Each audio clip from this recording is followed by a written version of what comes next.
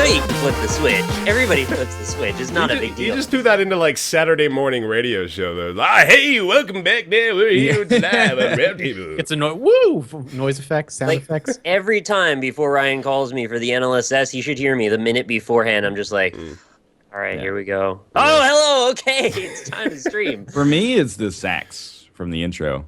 It actually gets me really pumped up. For me, it's the sex. Welcome to the Roundtable Podcast for February 20th, 2015. I'm BaerTaffy. I'm joined by Northernlion, MathasGames and RockLeeSmile over in these regions.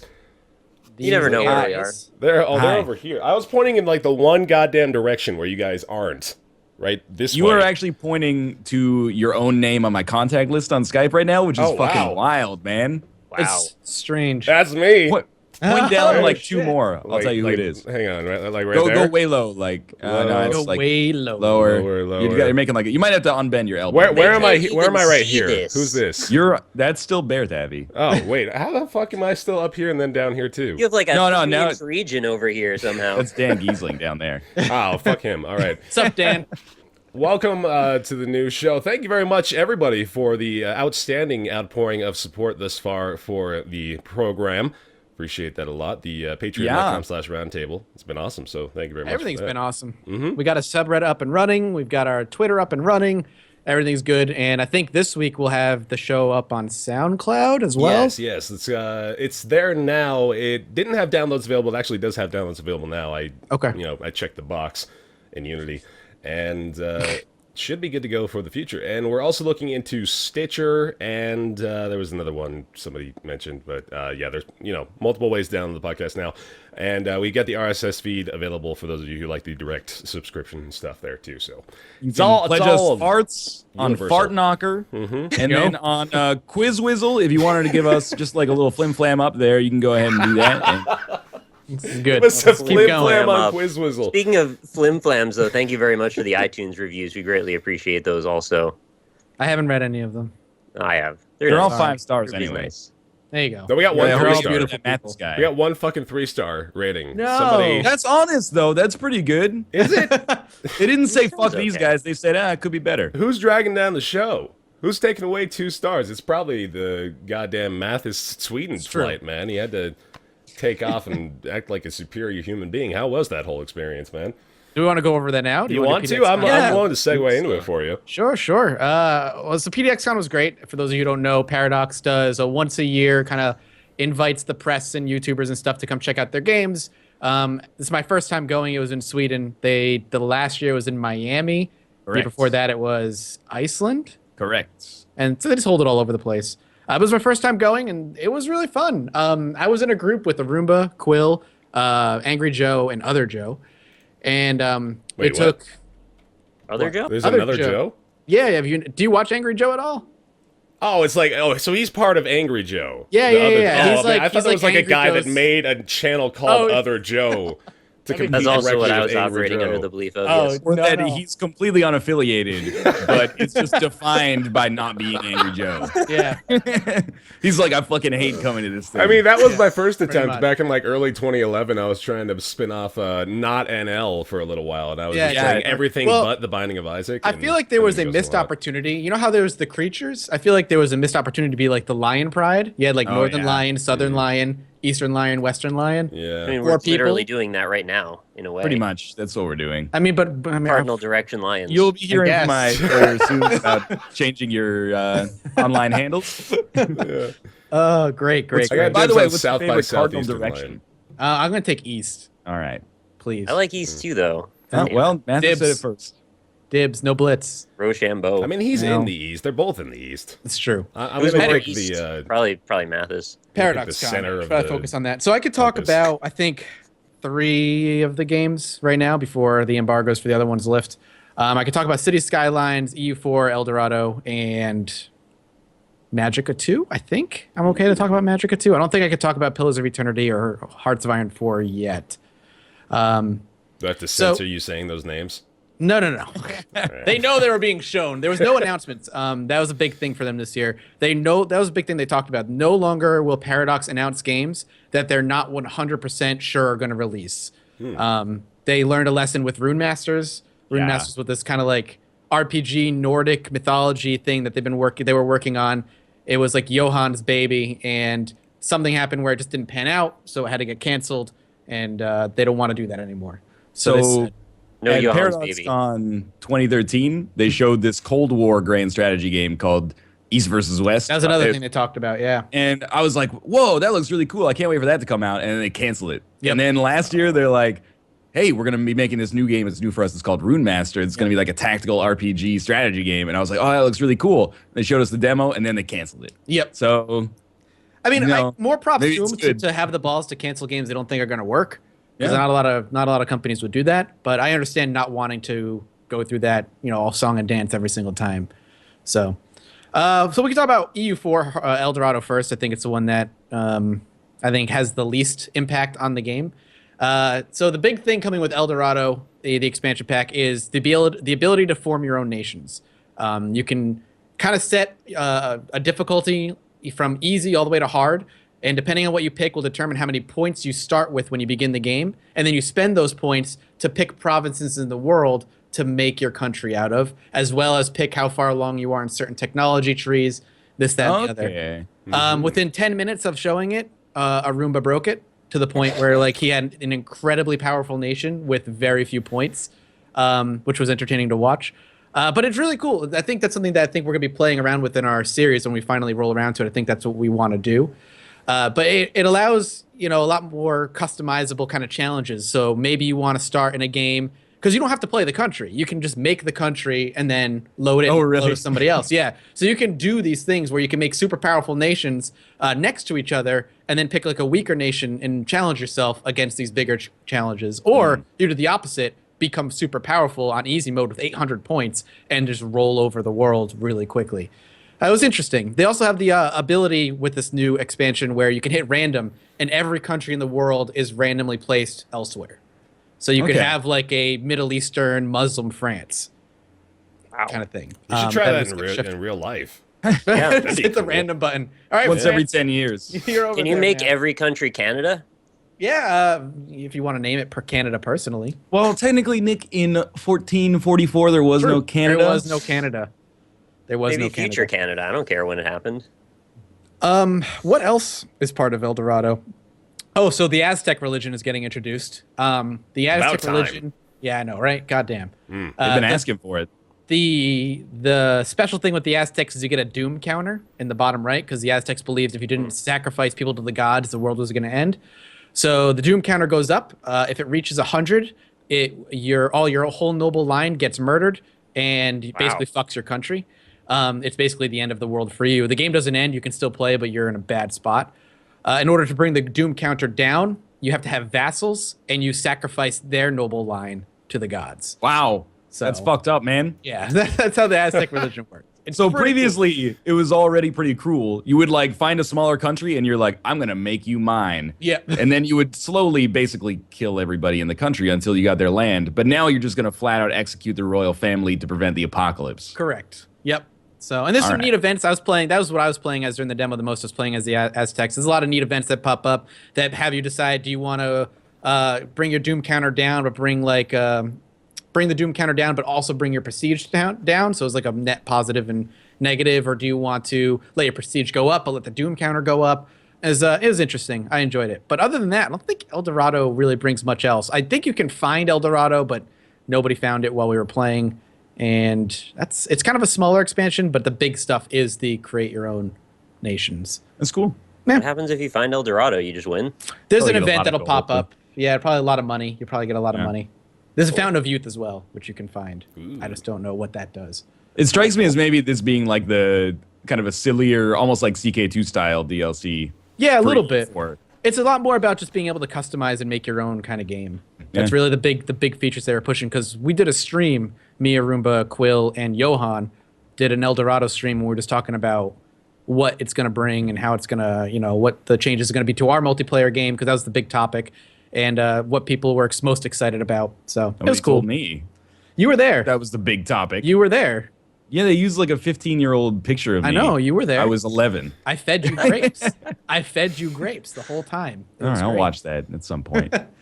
I want to see that part of the presentation of them just bringing up childhood photos of you. It's like not even at all relevant. The original plan was to put your picture up and have candles all around you lit, like in this really creepy, romantic, kind of way, or like a shrine. A shrine, like a shrine to him. But the candles are giving too much glare to the cameras. So that's a good point. You sacrifice an effigy of Northernlion for the Aztec religion, and that gives you like a big old bonus to your Doom counter. Yeah, they were like 69 points. They were saying to be as creepy as possible with the picture, so I tried. I rubbed your face gently. Yeah, and they said be as creepy as possible. I'm all right. Yeah, you can do whatever you want. It was fun.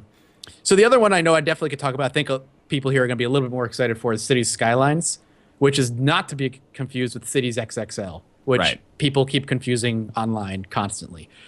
Cities Skylines is a SimCity style city builder, and I think it's the game that everybody loved the most, to the point where whenever anybody had free time, they were in the City Skylines room playing City Skylines. It's really hard to kind of describe, because it's like what the recent SimCities should have been. So you start off with a plot of land that's about equivalent to the new SimCity. But the difference is I forget what game it's like, but you can buy plots of land, up to 9 plots of land, around your city. Prison Architect. That's exactly what it is. So you can buy plots of land around your city to expand where you can build. So you can get bigger and bigger. And on day 1, they're releasing modding tools. So if you want to do more than that, you can by modding. Dude, I was so excited when you said on day 1 they release, and I was like, they release like a horde of like zombies into the city or something like that, or like. That would be perfect for Mathas, wouldn't it? Yeah, it would be great for my channel. Let's bring it on. Much like SimCity, every citizen is tracked and simulated. They go to a job. They have a house. They don't drive home to a random house. They drive home to their house. They have their job. If they die and you have no cemeteries, there's dead bodies that stay in the house, which brings down the value of the house to the point where you have to break it down.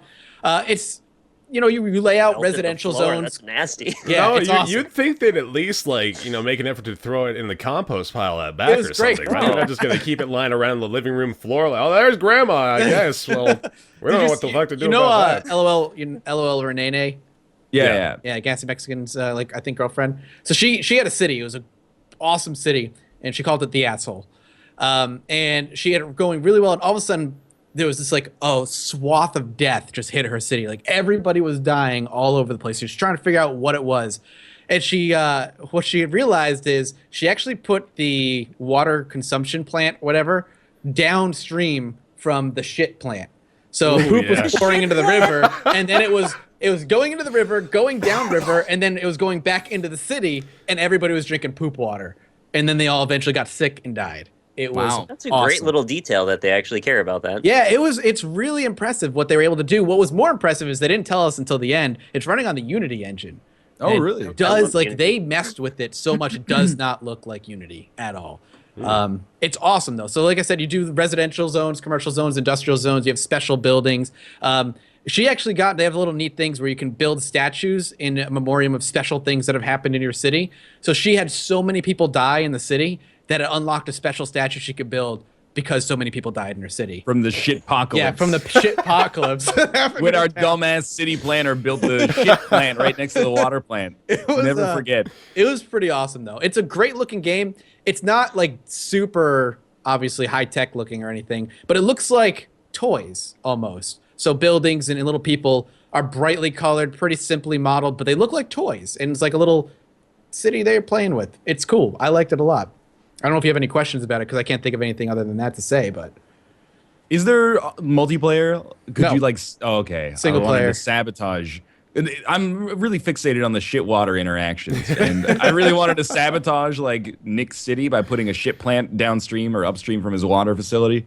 That was actually a big selling point they were saying, is there is no online. Okay. So you don't I can understand that. And, all the things that goes with considering the problems SimCity faced. Yeah. That's kind of a positive addition not to have that. I was just going to say, that normally doesn't sound like it's something that they would be trying to adamantly sell you on, but it sure... After everything that happened. In this case, it's a positive. Right. Yeah, exactly. And that comes out in March. Few weeks, March something. I can't remember. They gave me a date, but I can't remember what it is. But it was really fun. I loved it. It was such a great game, and it made me want to play a ton. It reminded me of playing kind of not Banished, but just a good city builder, which I really wanted with SimCity and didn't get. So I'm excited for it. I don't know, what else did I see that I can talk about? Was there something else that I said I could talk about? I can't remember. You did, but I don't want to bring it up in case you can't talk about it. Yes, type it in the chat. Type it in the chat. What was it? All right, I will type it in the chat. I can't remember.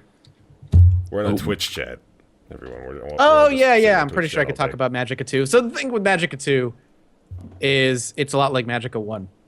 All right. It's really fun. We played it. We actually played it at PAX Prime. We played it at PAX Prime, yeah. It was basically the same.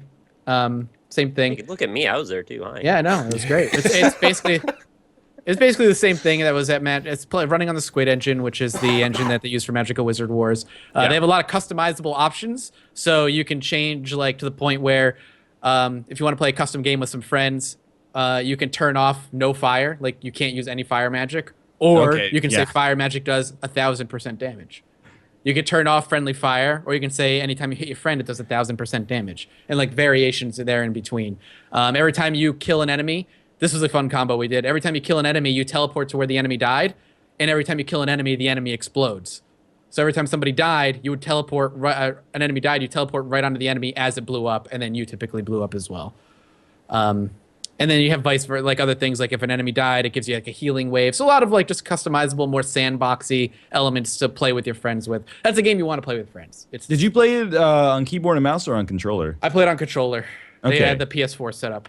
I played so much Wizard Wars that I have the combos embedded in my brain. And we played it on a controller at PAX, and I was like, "What is this shit?" I don't know how to use this device. Yep, it's the same thing. It was controller there. There was no keyboard and mouse controls, but I assume it'll be very similar to Wizard Wars as far as controls are concerned. So it was fun. Not much to say. More Magicka, which is not necessarily a bad thing if that's what you like.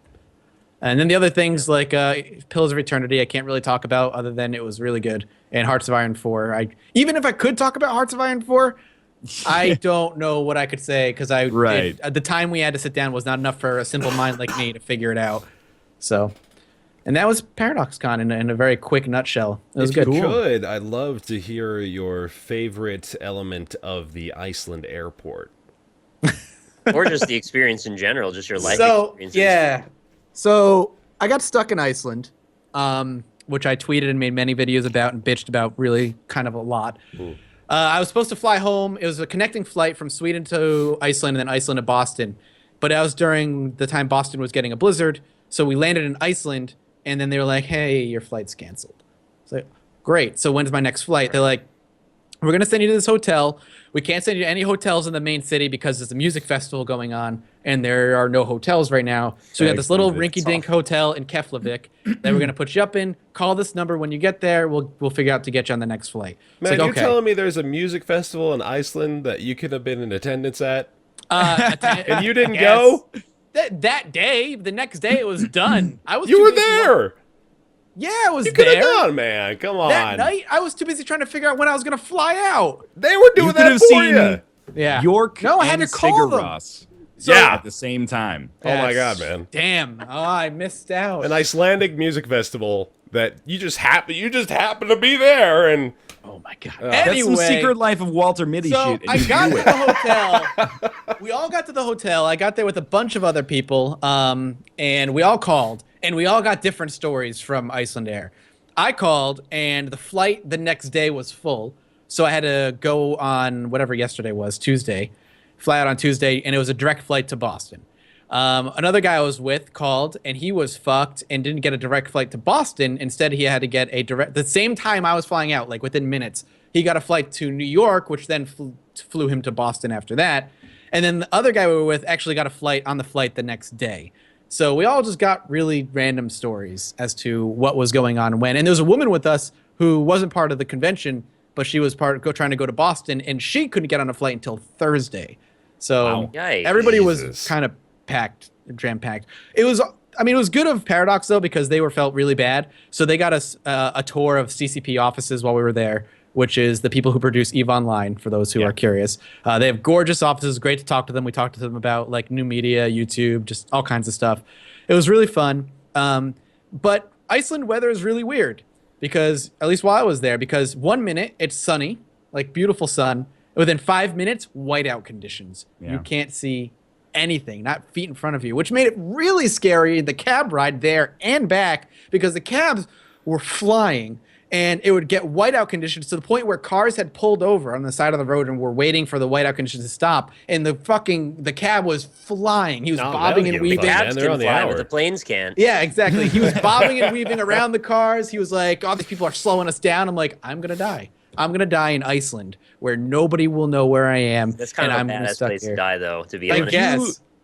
What I love about this story is that you talk about how fucked up Iceland's weather is, and then that really illustrates how fucked up Boston's weather is now. Yeah. They couldn't land in Boston, which is why they weren't flying out of Iceland. But it's not Iceland's. It wasn't Iceland's choice. Boston closed down the whole airport. I'm sure Iceland would have done it. Landing a plane in Boston, they basically probably just dropped the plane into the pile of snow, and it's just like, all right, fine, yeah, totally okay. I've got a pile. Like, I look out my window and I can't see anything than the mound of snow out there. I didn't want to tell you this before you left, in case it heightened any latent sense of flying anxiety. But the amount I had already was pretty high. When I was flying back to Vancouver from Iceland in 2013. We got to the airport and we're like, there's no way they're going to fly. We thought we were going to be in the same position that you were in, because they only do like one flight to each major destination per day, and they're all within like half an hour of one another. So if they're right, though. Once you enter Iceland, you'll never want to leave.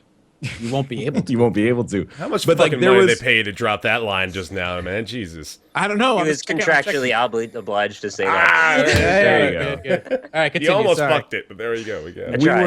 We were in, like, we'd gotten through security. We were waiting in the departures area. All the gates are like really close together, and there was just hail smashing into like the glass facade of the building, and we're like, there's no way that we're taking off here. So we talked to some staff, and we're like, so, how long are the delays usually? And they're like, this shit is not getting delayed. We're like, so we're all in our separate planes, and like, just again, like hail smashing into it, and like you can barely see anything. Yep. And you take off, and it's like, and then you get above the clouds, and it was just like, it's like we didn't even take off in a blizzard. I was panicking trying to take off there, because when we took off yesterday, it was whiteout conditions. You couldn't see anything. And it was just like turbulence the whole fucking time. And I'm like, I'm dead. I'm going to crash. That's what's going to happen. Iceland Air hasn't had a crash ever. This will be the first one. I think Iceland Air, they have a huge increased risk due to weather conditions, but then that's compensated for by the fact that they're the only airline that flies out of there. So it's not like they're going to crash into anything except Iceland. Yeah, like there's no other planes. They're not going to accidentally hit another plane. Nobody fucking lives there anyway, so who cares? This guy's just firing nonstop shots at Iceland the whole time. And you've flown Iceland Air? Did they have the little things on the TV? Like, the greatest thing about Iceland isn't that insert random fact. It's that random fact. One of the things that they had was like, they couldn't even think of anything, so they just had they still include the parentheticals in the freaking. But one of the things was like basically talk about how small their country is. It wasn't like the lush whale and shark population. It's that Iceland has no military, navy, or air force. I'm like, all right, thanks. Can somebody make a Java applet? Defenseless. I want to see Iceland and then own it. Two random facts, just grab them, put them together, and please, just have that'd be awesome. The most amazing thing about Iceland isn't it's like 136 geysers or whatever. It's that only 126 people own swimming pools. I was like, why do I care about that? Thank you. I really can't wait to visit Iceland now in one of the 126 swimming pools that people own. That's kind of how they try to advertise Rhode Island too, isn't it? Yeah, well, no, they advertise Rhode Island as just like, please come visit us. We're the poorest state in the country. Because we keep fucking up. Come see Rhode Island. You can barely see it on a map. But it was nice. It was a pretty country, from what I saw. I would go back to Iceland in a heartbeat. It sucks that you were in Keflavik instead of like actually in Reykjavik. Yeah, Keflavik was like, these buildings looked like they were right out of the 70s. Yeah. My room smelled like grandma's house. Well, I mean, like Reykjavik has like 130,000 people as the biggest city. So it's a capital. Yeah, this Keflavik is like so small. Like two people. And do they plow their roads? Because it didn't look like it while I was there. I'm going to be honest with you. I don't have an intimate knowledge of the snow removal process in Iceland. You should. You've been there twice, right? Isn't that enough? That's more than me, man. You've been there more than I have, technically. First time you learn about the swimming pool. Second time you learn the snowplow procedures. Somebody told me, some Swedish guy told me that there was a website in Iceland to trace back your family lineage to make sure that you're not dating like a second or third cousin or something in Iceland. Yeah, it makes sense. That's a necessary service, right? Well, one of the random facts was that every native Icelander can trace back their heritage to the original settlers. Wow. Of Catan. We just call them grandpa, right? Yeah, right, yeah. Kind of sounds to me like the taxi cabs might be the best snowplow service, though. They just attach a few little shovels to the front of those. And they don't even touch the ground. They're flying everywhere. At one point, the taxi driver turned a corner and we swerved, and he looked at us and went, "Wee." I was like, "Oh, no, we're dead." I was like, "No, that's not what you say when you're like skidding on the roads." Then you find out it's the guy from Crazy Taxi, and he's like, "We can make some crazy money."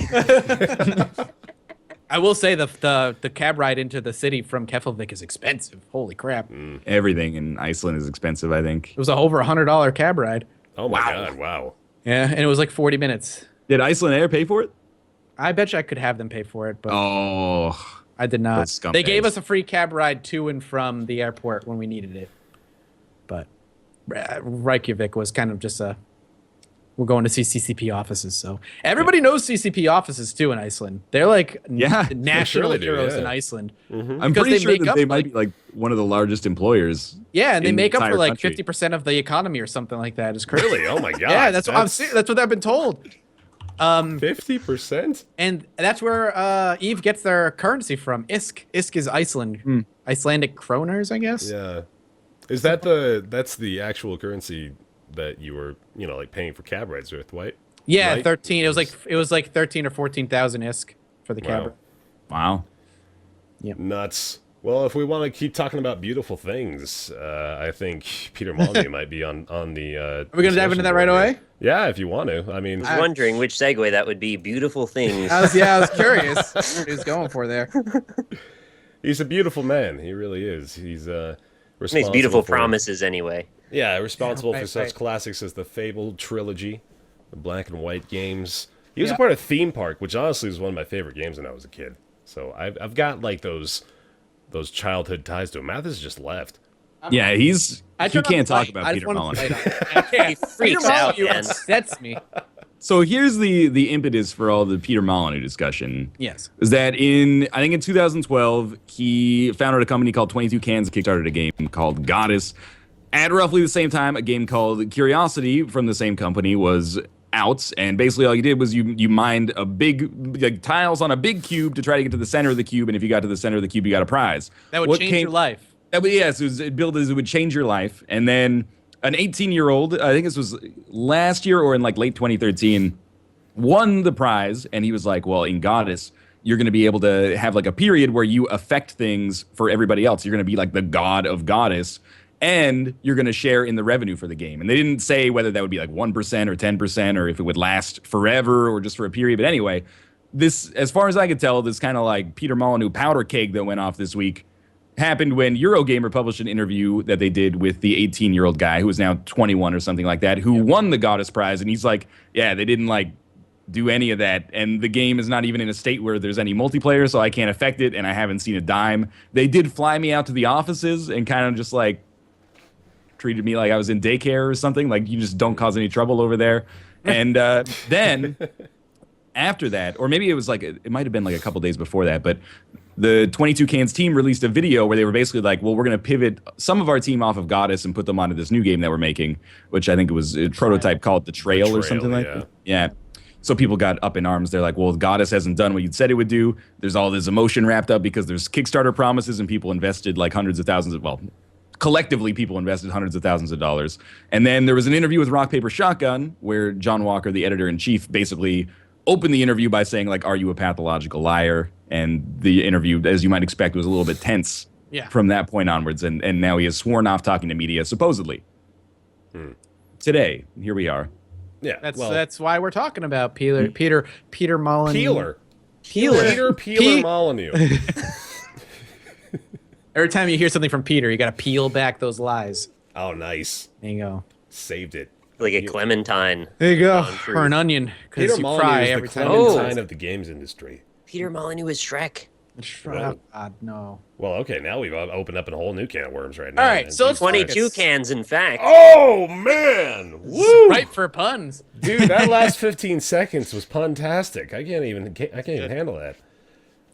So I'm kind of I'm waiting to make a determination of how I feel about the guy based on the outcome of this conversation, which is why I'm really excited to talk about it. Yeah, because your opinion can be swayed either way. I'm very easily malleable. You can make me believe whatever you want, really. So, but I'll open up, I guess. I'm of two minds about the situation. I really think Peter Molyneux needed to be talked to about his kind of public. You think somebody needed to sit down with him, like have a little intervention to be like, look, dude, like somebody, like because I feel like he's one of those people in the industry where if you're working with him, he's like too big to touch. If you give him a suggestion, he's not going to listen to you. So it's almost impossible. So I feel like somebody need to be like, look, dude, you constantly overpromise about all your games and look what it's done to your reputation up into this point. Except nobody's really done that all that often. I don't know if opening up with "Are you a pathological liar?" was the right first step. I think that interview could have gone so much better if that one question was left out. I think there was a lot of in the storm of Peter Molyneux's life cycle. There have been a lot of people mentioning the fact that a lot of media interaction he's had has kind of been coddled a little bit. He's kind of been babied into the role he's in now. And I think maybe Mr. Walker was trying to... I mean, like, it sounded like from the get-go, based on the result of this interview, which it's actually pretty lengthy, too. I mean, it starts out harsh, and then it keeps fucking going. Like, you're surprised that he keeps on talking to him like this, honestly. But it seemed like from the onset, he wanted to be the guy that, attacked him, almost. Right, and it came off very, very aggressive. Yeah, it was pretty abrasive. Like, again, as I mentioned, like, it's not just that first instance. I mean, he keeps pushing, like, trying to get to, a point where he can, kind of break down the barrier of yes men into something honest and tangible, I guess. You gonna say something, Ryan? Good. It's a really complicated issue because there's a lot of stuff that's going on within this issue. The issue that we're kind of talking about now is, the core of it is like, what is the nature, or what should be the nature of the way that like games press interacts with developers? There's been a lot. I feel like Peter Molyneux has benefited, but also from this. But the way that he's been treated by press is basically self-serving for both of them. Like the same, like games press context or games press people that are like tearing him down now. Also, every time that he comes out with a new promise, are writing articles about it. And they're giving it press, even if the press is kind of like tongue-in-cheek. Well, like, there goes Peter Molyneux with another ambitious promise. Like, that kind of stuff, it builds both of them up. And then I feel like it's different because I don't want to label it as, like, the press. Because I don't know if John Walker has done previews of Peter Molyneux's past games and talked them up or anything like that. We're talking in kind of generalizations. In like an abstract. That, like, it's like double dipping, right? Like, you can have these articles that are talking about the promises, but then also, like, I don't know, profiting from kind of tearing them down when the promises don't come out. I think it should be more consistent if you can get to that ideal where either you treat it as if it's real journalism, which is what this interview is, which is maybe why it's a little bit more uncomfortable because it's so impolite and it's getting like pretty personal about in an industry where most people don't get personal about it, at least in a professional context, or I don't know, at least recognize that it's not just Peter Molyneux that makes the promises. It's the people that believe in the promises and the press that also propagate the promises that he makes. Yeah, they go hand in hand. Spread it. Agreed. I mean, I remember going back and thinking about Goddess when it first was announced and the first demo that was shown at, was it an E3 maybe? And the thing that comes to mind is Adam Sessler sitting down with Peter Molyneux and discussing Goddess and showing it off and how excited Adam Sessler was. And then he walked away and he talked about it and he was talking about how this is, this looks like it's going to be exactly what Peter Molyneux says without really seeing much of the gameplay. He was hyping it up and talking about it, and Goddess is going to be the revolution of the God game all over again. It's going to be everything that it should be now and more. And here we are now with a cash grab mobile version of Goddess, which you can get for, I don't know, some amount of money, and an incomplete PC version, which barely has any of the features that were promised in it. and he's already peeling away some of the team to do the trail or whatever it is. And I do think he needed to be aggressive and get these questions out in front of the people. I think the thing that people are so fixated on is the very first question: are you a pathological liar? If that question was left out, would people be in an uproar? I don't know. It gets pretty personal in its tone. It does. Like it does kind of seem like John is talking down to him at some time. So it'd be like, like, surely you understand, yada yada. But I guess not to take his side in this, but I kind of feel like it's the role, like it's Peter Molyneux's role to sell his games, not to lie necessarily, but I don't believe that he's overtly lying. I think he just doesn't really have realistic expectations of what his project is actually going to be like. But who is still believing that? Like, people, I feel like there's a lot of people that are like, well, fuck Peter Molyneux. Yeah, someone needed to like really, tell him, give him a good talking to. It's like, well, why don't you just like not buy his shit or there's a lot of people saying, yeah, fuck Peter Molyneux, as they're pulling $20 out of their wallet and handing it to him personally too. That's kind of the way I feel about it. People. Well, I think it's the impetus like, you got me this, last time. The impetus to all this happening is not necessarily because he breaks promises, but Goddess is, I think a lot of people feel like, robbed them. I think that's the problem. Like, there's a difference between delivering a game that is finished and may not, like Fable. Fable 1 was a great game, but one of the promises fucking Peter Molyneux made was, if you chop down a tree when you're a child, who knows the effects that are gonna who knows the effects? The one. Yeah, who knows what the effects are gonna be when you're an adult? Like, okay, fucking grandiose promises on the Xbox, whatever. You still delivered a good game. It was a finished game. It was a complete game.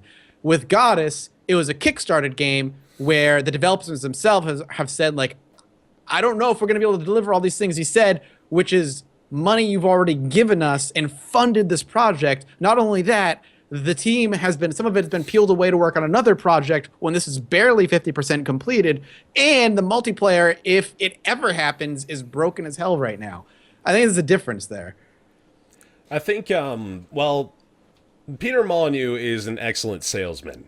I mean, we just have to kind of give that to him right out of the gate. I think it was like you were saying with Fable, that was back in the day. That's the first instance I think I remember of truly, being Peter Molyneux-ified on on an experience. And this was when I was, I don't know, when did Fable come out? That was like 2003 or something. Yeah, so that was when I was Xbox. Maybe 12. No, I was older than that, like 13, 14 years old when that was being hyped up. And this might have just been my childlike wonder, plug for J Smith OTI shirt. Right? No longer available for sale, unfortunately. But I remember, wow. Oh yeah, he was selling it quite a bit. Yeah, Peter Molyneux is the J Smith OTI of game sales. So that's a good time. I remember thinking back in the day that Fable would have like its own, armor mech style controller device that allowed you to do things as intricate as, like you could pick your character's nose by manipulating a mouse wheel, or you could like, fucking, like walking around would have as much of an impact as killing another person. It would have a button to like daydream about the future on it. And that would be so good. Yeah. Bear, I gotta ask you something. Do you think that he's actually a good salesman, or do you think that we just want to hear what we want to hear because we have a lot of really great dreams in our own heads? I think he utilizes that to be an effective salesman. I think that's kind of his MO, is I know what I want, and I'm pretty sure I have a pretty solid idea of the consumer base, and that their ideas and their, vivid dreams of a game world that just completely engrosses them are something I can sell them on. And I mentioned this before too, is the fact that I don't think he's actually malicious in his intent. I think he really is just kind of someone that can almost sell himself on the very optimistic ambition that he has for the majority of the stuff he puts out. As a seasoned developer, though, don't you think that after a certain amount of projects have gone by, you can kind of see where your trajectory is going to land every time and realize that you're overpromising? And do we have an obligation to even make that judgment, or is that just on him? He's been doing this for so long, he should know what's possible, or at least be realistic. But is the onus on him, or is it on consumers? Because I don't want to say, well, Peter Molyneux did nothing wrong, because you take that out of context. I'm not comfortable with that. Hold up the sign. Right, yeah. But I mean, I'm not going to say he's a liar, but he's a consistent overpromiser, and most people would say he hasn't delivered at least since the Fable series, and probably not Fable 3. So best case scenario, that's like 10 years ago, and a lot of people take it further back to either Black and White or even Dungeon Keeper, which is almost 2 decades ago. Black and White, I think, was... what's interesting about it is Black and White kind of delivered a little bit. I don't even remember a lot of what Peter Molyneux personally said about Black and White, obviously, because that was, over a decade ago. But he, kind of talked it up a little bit. He talked it up even more so after it was out, which is kind of the anti-Peter Molyneux thing, where he releases the game, like, normally he would release the game and say, like, oh, that was shitty. We'll just wait until we come out with this next big thing that's going to blow your freaking mind. When Black and White came out, he kind of stood behind Black and White because Black and White was legitimately very good and pretty damn boundary breaking. It kind of created a lot of different experiences that people weren't able to have access to at that time. So I think he kind of established a footing off that and thought to himself, well, I bet I could throw a football over them mountains now if I was given the opportunity. Right. Like, you throw me a dev team, we can create a goddamn wondrous paradise with whatever you can throw my way. Kind of his job, though, not only to make games, but to make money. And I'm not trying to say that he should be able to lie maliciously, which I don't think he does. But if you look at Goddess, like, Goddess made is maybe a strange word to use for Kickstarter, but it made over $500,000 on Kickstarter in pounds, which I don't know the exchange rate, but that's got to be like $700,000 US, basically just on the back of his salesmanship and also, I guess, his clout from years ago. Like, at what point do we, or maybe there is no point for this, it's a little bit of a fallacy, but is it fair for us to be like, Peter Molyneux ripped us off by, like, overpromising, or should it be like if I see someone on the street and they're like, hey, if you give me $100,000, I'll turn it into $1 million next year, I don't go, oh, he scammed me. If it goes wrong, I go, why did I trust that guy who was, like, pitching me on the street like that? Like, he has a history of lying, or a history of not being able to deliver on his promises. I feel like everybody knows who Peter Molyneux is at this point. And the thing is, it's not like he's been getting away scot-free, though. I mean, these people still fucking give him money and everything.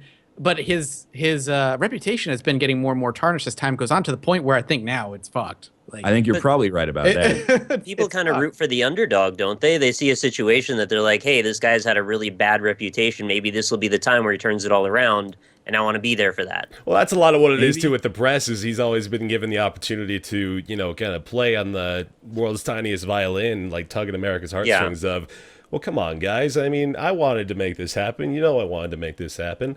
Although we could make a sitcom based around him. We call it something like, oh, come on, Petey.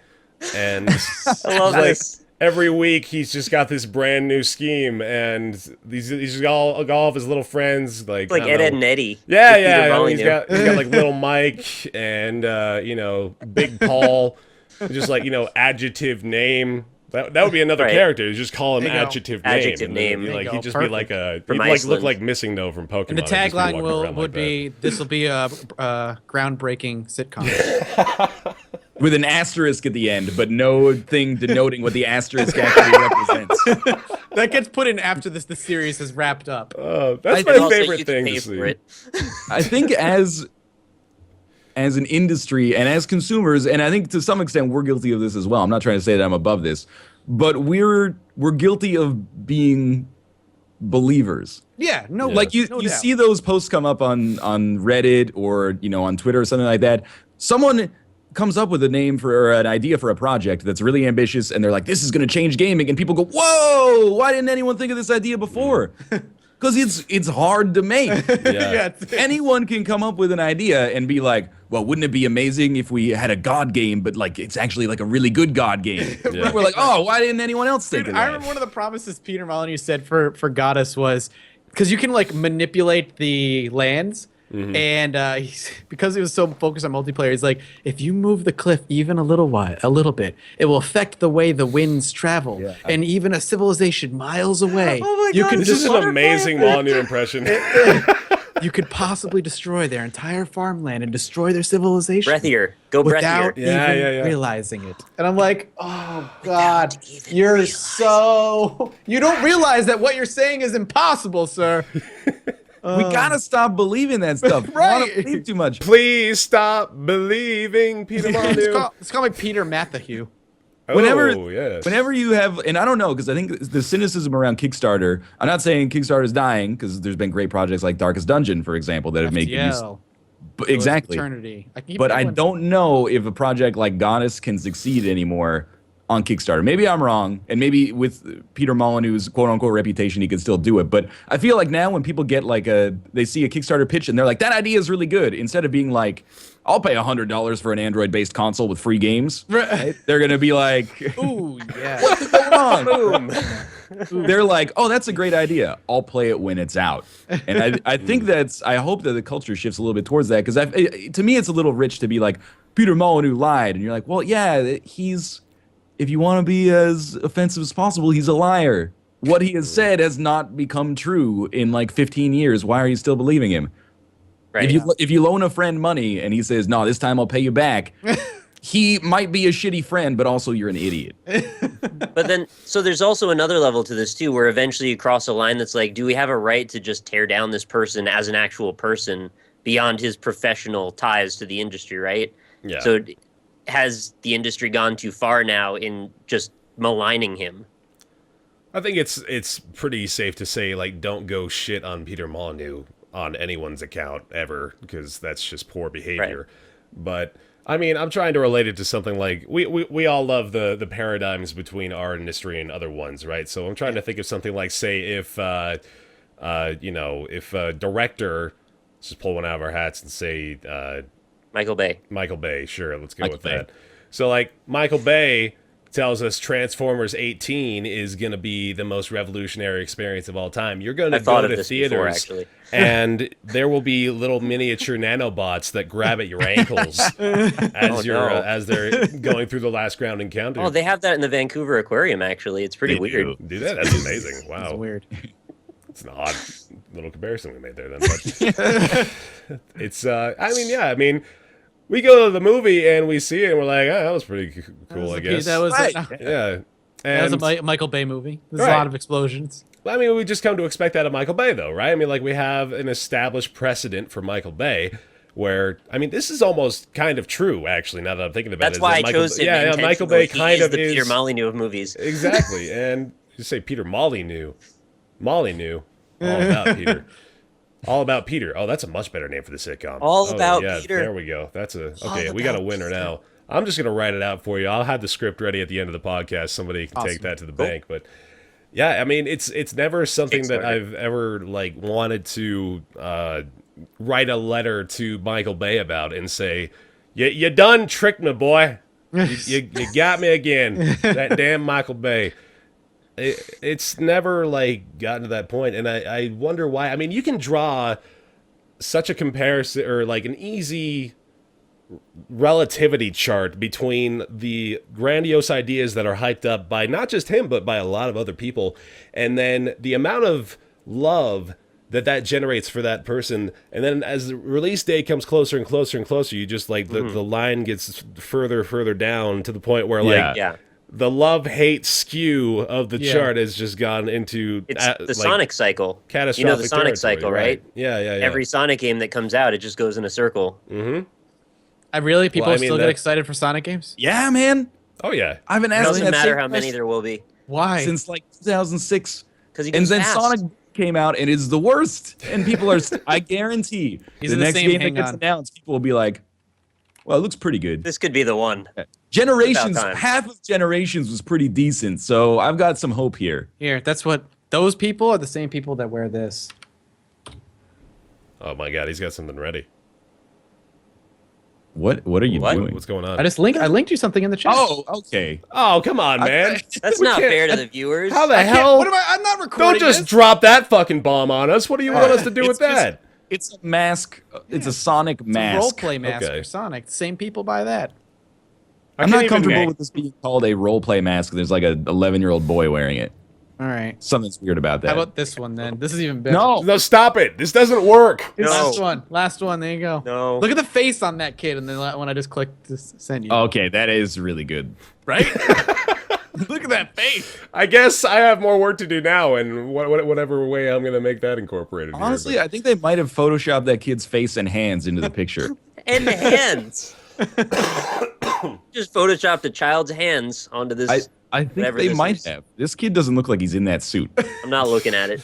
All right. I can't click that in the chat because then it throws off all of my screen readers. Oh yeah. Zoom in if you just. It's a child in a Sonic the Hedgehog costume. All right. It's amazing. It's good. I can't wait to see what kind of ads you get now, Mathas. Oh man, I don't even want to know. Well, I was in Iceland. After a while, I was getting Icelandic promoted tweets. Oh yeah, pretty great.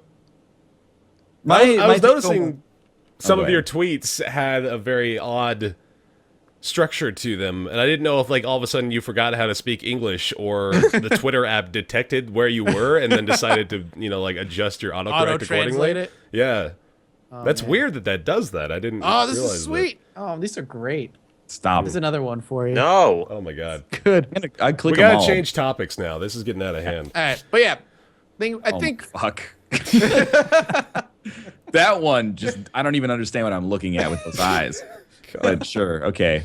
All right, I'm done. If you want to know, if you're watching this right now, go to Amazon.com and type Sonic Child Costume Blue Small Palamon Adult. So I don't even know what those words mean when they're combined. No one's gonna type that. It's got 4.5 stars and 57 customer reviews. But like he's in the costume, but then they have also drawn like with makeup eyes on his face, and it just doesn't look right. Like something has got. It looks like some kind of terrible. This is just what her son wanted. My son is a big 8-year-old boy. He has always loved costumes. He has gone through many characters through the years. Sonic is his latest. He's always had an eye for detail, and this costume made him light up with the specific details for Sonic. What details do you need on Sonic other than blue This is the spikes? creepiest shit ever. A big 8-year-old boy with an eye for detail. I don't ever want to hear that. A mother who is grooming her son to be a serial killer. Oh man. You're a big 8-year-old boy, aren't you? He goes through a lot of characters. This is his latest. Oh my god. Oh my god, an adult one. Mathas, We gotta stop you, man. Self-indulgent man has gone too far. Yeah. Traveling down a dangerous road. Do you have a closing thought on Peter Molyneux, anyone? I do. And my closing thought is that closing thought number one, stop giving Peter Molyneux your money. Yeah. Maybe I'm less mad about this. Because I'm not like, Peter Molyneux lied. I'm like, lots of people lie. I didn't give him any money, so I'm not personally invested. Yeah. I don't feel like I missed out by Goddess not being what it was promised, because Goddess never existed. I was gonna say Goddess was never going to be what it was gonna be. Goddess was a dream in the clouds of a nebula far, far away. That's that game never existed, shit, man. They can't deliver on it. I think Peter Molyneux would do well to let a PR guy handle shit like this from now on. Like anytime a game comes out, huh? He gets so much press. Yeah, I know. But do you not think that maybe at this point, do you not think maybe at this point his name might hurt sales? It's possible, but I think if Goddess was not made by Peter Molyneux, nobody would even know that it exists. This will be the Sonic game. I don't believe in the thing people say where someone will be like, hey, a celebrity accidentally said something really racist, and people go, any press is good press. Like, I don't believe that, right? But Peter Molyneux makes me believe that I'm wrong. Because the more bad press he gets, the more press he gets, and apparently there's still like a small percentage of people out there that trust him. More power to them. They got to know at this point what they're getting themselves into.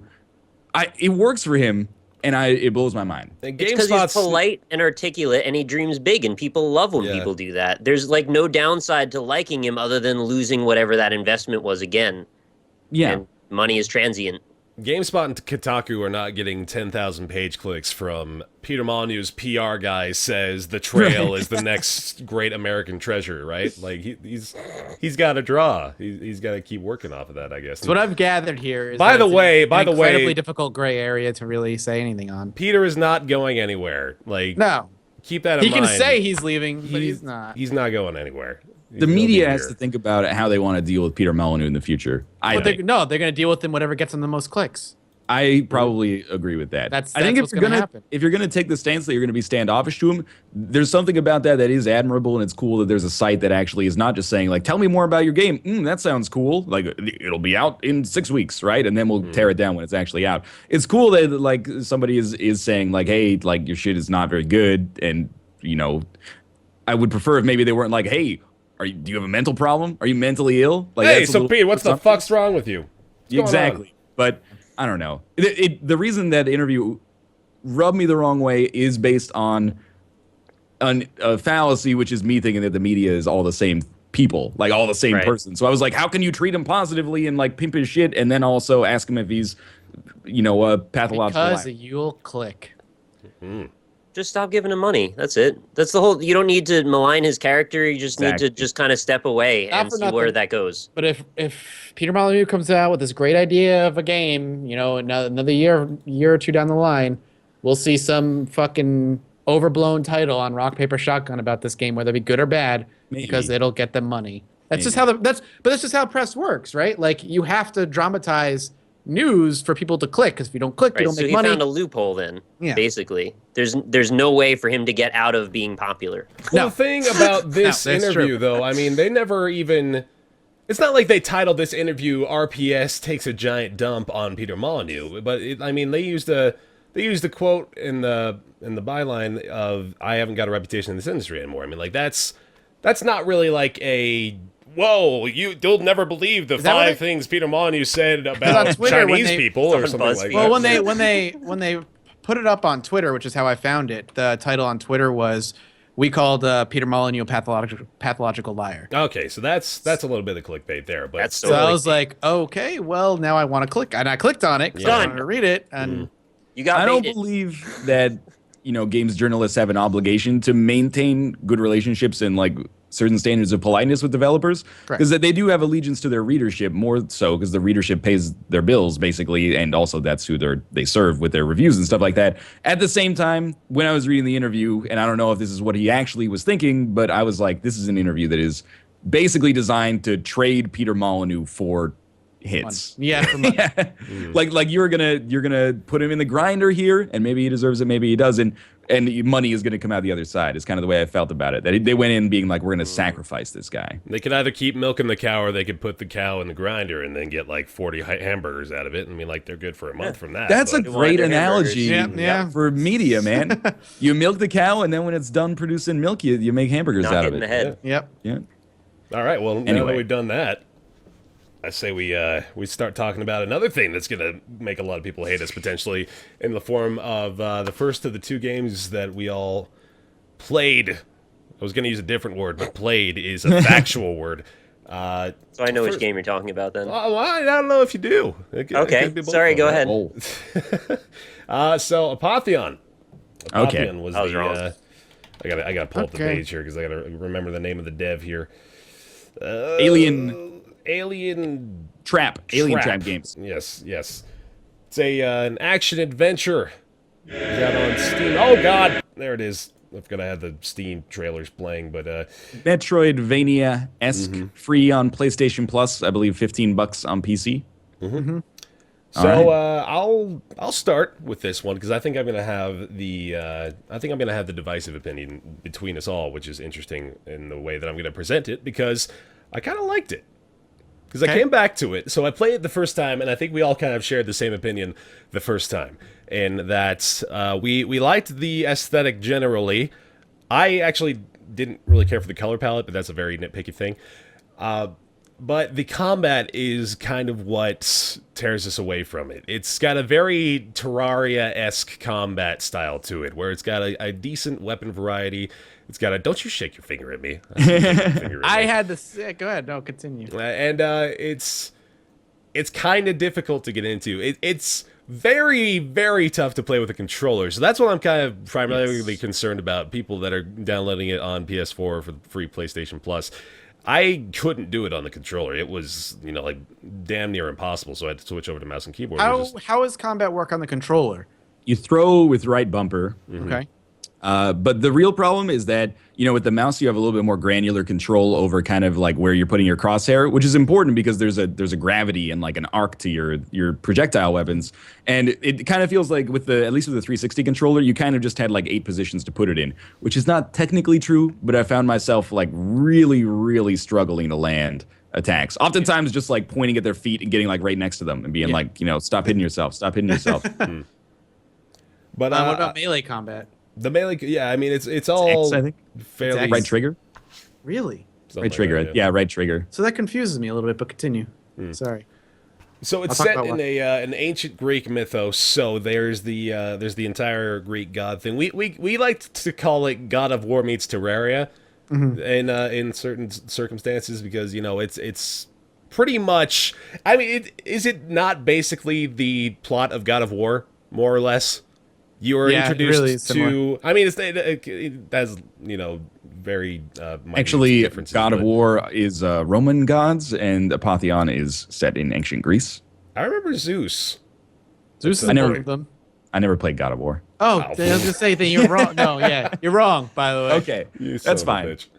I respect that. But it's fun for me now. So I got back into it. I jumped back into it for a second session, and I started to get a little bit more comfortable with the mouse and keyboard controls, with combat and all that stuff. And it takes a lot of getting used to. That's what I think would be my caveat to it, is I played it a lot, and then I just couldn't get into it. But then coming back to it, I started to feel a little bit more for the different weapons and for the control scheme of it all. I know Mathas will hopefully have, discerning points for that, but I got to enjoying it, and now I want to throw it to you to tell me why I'm wrong.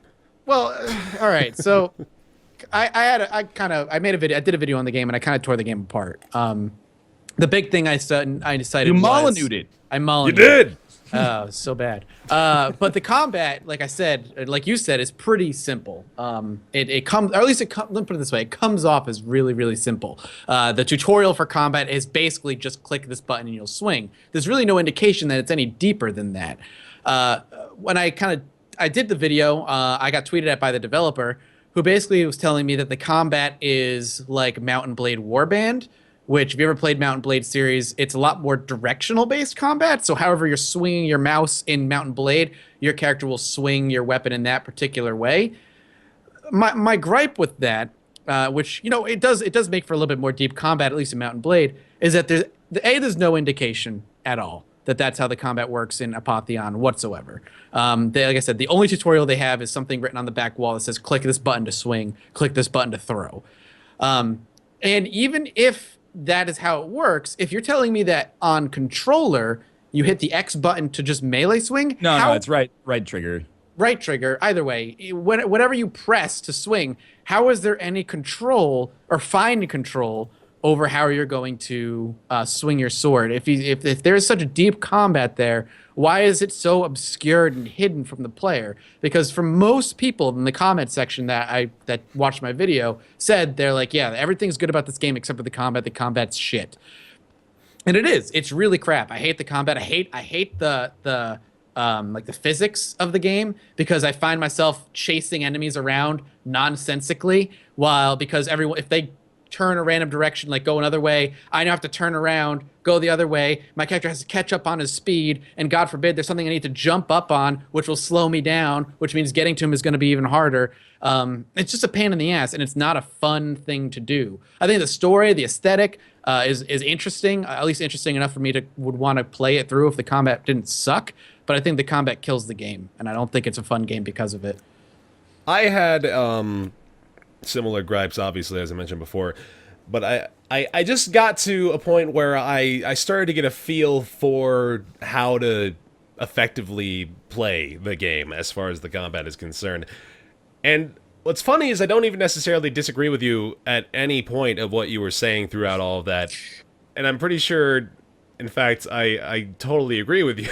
But I still don't want to say that the combat sucks. What's interesting is it's kind of fun when you get used to it, but it looks just sort of shitty. It looks janky. Yeah, it feels it really janky. Does. I mean, I don't want to sugarcoat it at all either. It looks shitty because, like, when people are... when I think ancient Greek warfare, I don't think of people, like, bouncing around and, going like fucking Thriller zombies everywhere. Like, that's not my idea of it. But walking through one another with right. Their swords pointed in the other direction. And then your head just kind of looking up like this as you're swinging in front of you, or you're like looking down. It is bad. Dodge rolls 15 feet across the sky. Like, that's... Well, when I was doing the video on it, I was kind of spitballing easy ideas that would have made this more entertaining. And one of the things I was saying, I don't know if I'm not a game designer, so I could be very wrong. This might not make it more fun. But one of my big complaints is that all the weapons felt the same.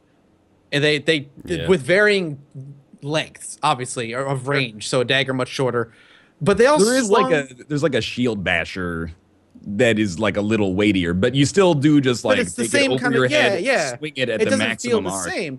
What I would love to see maybe is have each weapon have 1 or 2 attacks depending on what button you're pressing, and have a ton of different weapons. So like a short sword can do like an overhead swing and a stab forward, while an axe might do like an over the back really slow swing but does a ton of damage, and like a really slow upward swing that does the same. To be fair, that does kind of happen, but it's almost completely like you don't even notice it for the most part. You can have a weapon I was using. I was just like, when I press this button, it will like swing or stab. Exactly. That's how it felt. Also, the weapon deterioration system is stupid as fuck. It's like no need.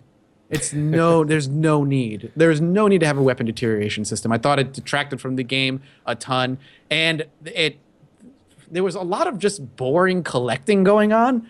I felt the urge to break everything just so I could pick up things to craft. I feel like they could have just done away with that by just because the crafting system was negligible. It was throwaway. Yeah. There was not a lot of depth. There was no depth there. The crafting system, at least as far as I got, really didn't matter. Instead of doing that, they could have just left the things you crafted on the ground. You could have just picked them up that way, as opposed to have to go through this needless menu and just craft by clicking the button and make the thing. Yeah. I tend to agree that I don't think the combat in Apotheon is that good, but I do think it's a solid game overall. Like, it's a game that I did for a time. I was like, I could see myself like finishing this and having a reasonably good time, because the art style is cool and unique, and I've never really seen anything like it before. And the framing for the story is pretty good. It's basically like, Zeus is being a big old dick, kill all the gods. And the boss fights that I encountered, like I fought the Cyclops, and then I fought Apollo once as well. And I was like, the boss fight encounters are pretty good. I also don't doubt that because he was talking about there being like an online multiplayer, like perhaps adversarial mode. There is some multiplayer that I didn't really touch. I don't doubt that when that comes out, you will see skilled people online that have fights that make the game look cool. Yeah. But in like a player versus enemy style of combat, there's just it's not satisfying enough. And the complaints that you brought up are valid, even though like the developer's response was like, well, that would be a different game. Like, I don't like combo-based brawlers, or I don't like, this kind of game. That he's entitled to make whatever game he wants as well. But I think the sentiment that I had was pretty much the same, that like if the combat was more satisfying, it would be a better game. It wouldn't be the same game. I actually feel the same way about Sunless Sea. And there's a lot of stuff in Sunless Sea where I was like, if they took like this element out of a different game and put it in here, I would like this a lot more. Yeah. It would be a different game. But at the same time, I think I would have enjoyed Apotheon more if the combat moment to moment was more satisfying, because it does look like real janky, man. Yeah. Like, it feels janky too. The way that I killed Apollo was basically like, I was like, I don't want to mess with these controls. So I just took out stones. And I could like see like his torch in the distance, and I just like basically like with my 360 controller like glued the analog stick with my finger like here, and then just hit right bumper and hit him with like 35 stones, and then he died. Killed the god by throwing rocks at him. Exactly, yeah. An interesting part of the argument that I can't remember if the developer was trying to tell you about this, Mathas, or if it was somebody else, but somebody's trying to make the argument that the weapons, there is a variety there, and it's kind of on the player to kind of develop ways to spice up the combat and find different ways to attack the enemies and find different things that you can use to your advantage. I'd agree with that if the weapons felt different. Yeah, I mean, there's that, and there's also the fact that there may just be, I don't even know. My variety is I can attack him from 10 feet away or 3 feet away. That's real exciting. I don't even know if this is like a game development issue I'm having in my brain, or if it's just something that may be even just my personal preference, but I feel like there is a line divided where it's either on the player or on the game itself to provide you with a reason to want to switch it up. So if you get into a game like this, for example, I'll even just use a very specific example from this game. There's a weapon called the Hydra Fang that you get at some point, where it's just 3 arrows that you shoot out that you can go gather back. So you get like 10 to 12 of those, and then you just fire out a volley of arrows all the time, and then you can just go pick them back up and do it again, because your mobility is so ridiculous to the point where you can just dodge roll through everything, and they can't do shit about it. So I was presented with that, and then I saw that and I was like, why the fuck am I doing anything else? There's no point. This works so well. There's no reason not to do this all the time. It'd be like if they gave you the golden gun in 007 from the first fucking mission. It's like, well, why the hell would I use the goddamn pea shooter here if I've got this magic bullet? One shot kill everything. Yeah, so there's a point where I guess you need to... I mean, I suspect that's why the weapon deterioration system was implemented to a degree. This is obviously just pure speculation, but it could be to where, like, well, obviously this is a little bit too strong, so let's, like, dial it back by making it go away at some point. But at the same time, it's just there's so many opportunities to get it back, and there's things like it, too. I mean, there's, like, javelins. I'm pretty sure I spent the majority of my combat, probably, like, 90% of my combat, just hurling everything I had at the enemy. Like, I would never, like, go in for melees because you could just use your big fat shield to block everything projectile-wise from them, and then you just hurl shit at them from 40 feet away, and it was just as effective. That's how I beat every boss that I played through anyway, too. I think the reason that so much of the discussion about Apotheon focuses on the combat is because were it not for the combat, it's almost impossible to feel, like, bad about the game, I think. If it were not for the combat. Like, what this feels like to me is like a 2012, 2011 era Xbox Live Arcade game, something like Outland or... Yeah. I mean, I know that the developer doesn't like when I make the Mark of the Ninja comparison because it's different. But in terms of, like, the space that it occupies within, like, I don't know, the greater gaming sphere of releases, it's like a $15 indie release side-scroller that I kind of hits at least some overlapping niches there. But the combat is the only thing that makes me not want to play it, but you do it so much that it's like 70% of the game or more. Yeah. Well, so I was going to interject, actually, because I didn't actually get a chance to play it, so I was just letting you guys go. But what do you feel about, like, the level design? And you mentioned it's a Metroidvania. How does that integrate? It's not really a Metroidvania. It's Metroidvania-esque. It presents yourself. It presents itself with the illusion of being pretty wide open. But when you look at the maps and you start understanding the levels, it's actually pretty narrow with a few areas you can go check. There's as far as I played, there's not a whole lot of backtracking, not a whole lot of puzzles. The most complicated puzzle I came across was step on this button and fight enemies until the button is done. So the main thing I want to know, though, is does your character evolve? Are there abilities? Do you change your way to traverse the environment? Anything like that? You can get upgrades to your armor set, and there's...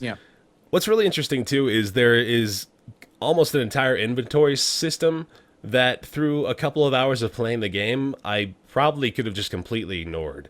And it wouldn't have even made that big of a difference. Sorry, go ahead. No, I hate feeling like I'm shitting on it because genuinely I actually did really like it after a little while. I almost want to finish the game. But there's things like that. I mean, there's stuff that... It almost kind of feels like it was put in there because they're obliged or obligated to do so. Yeah. Things like a merchant, like a black market merchant, upgraded weapons and armor systems, like weapon degradation, those most sorts of which things. You can ignore. Exactly. It's not really necessary for this game. It might have even been better off without it because it just feels like clutter at that point. There are merchants that you can just go to and realize...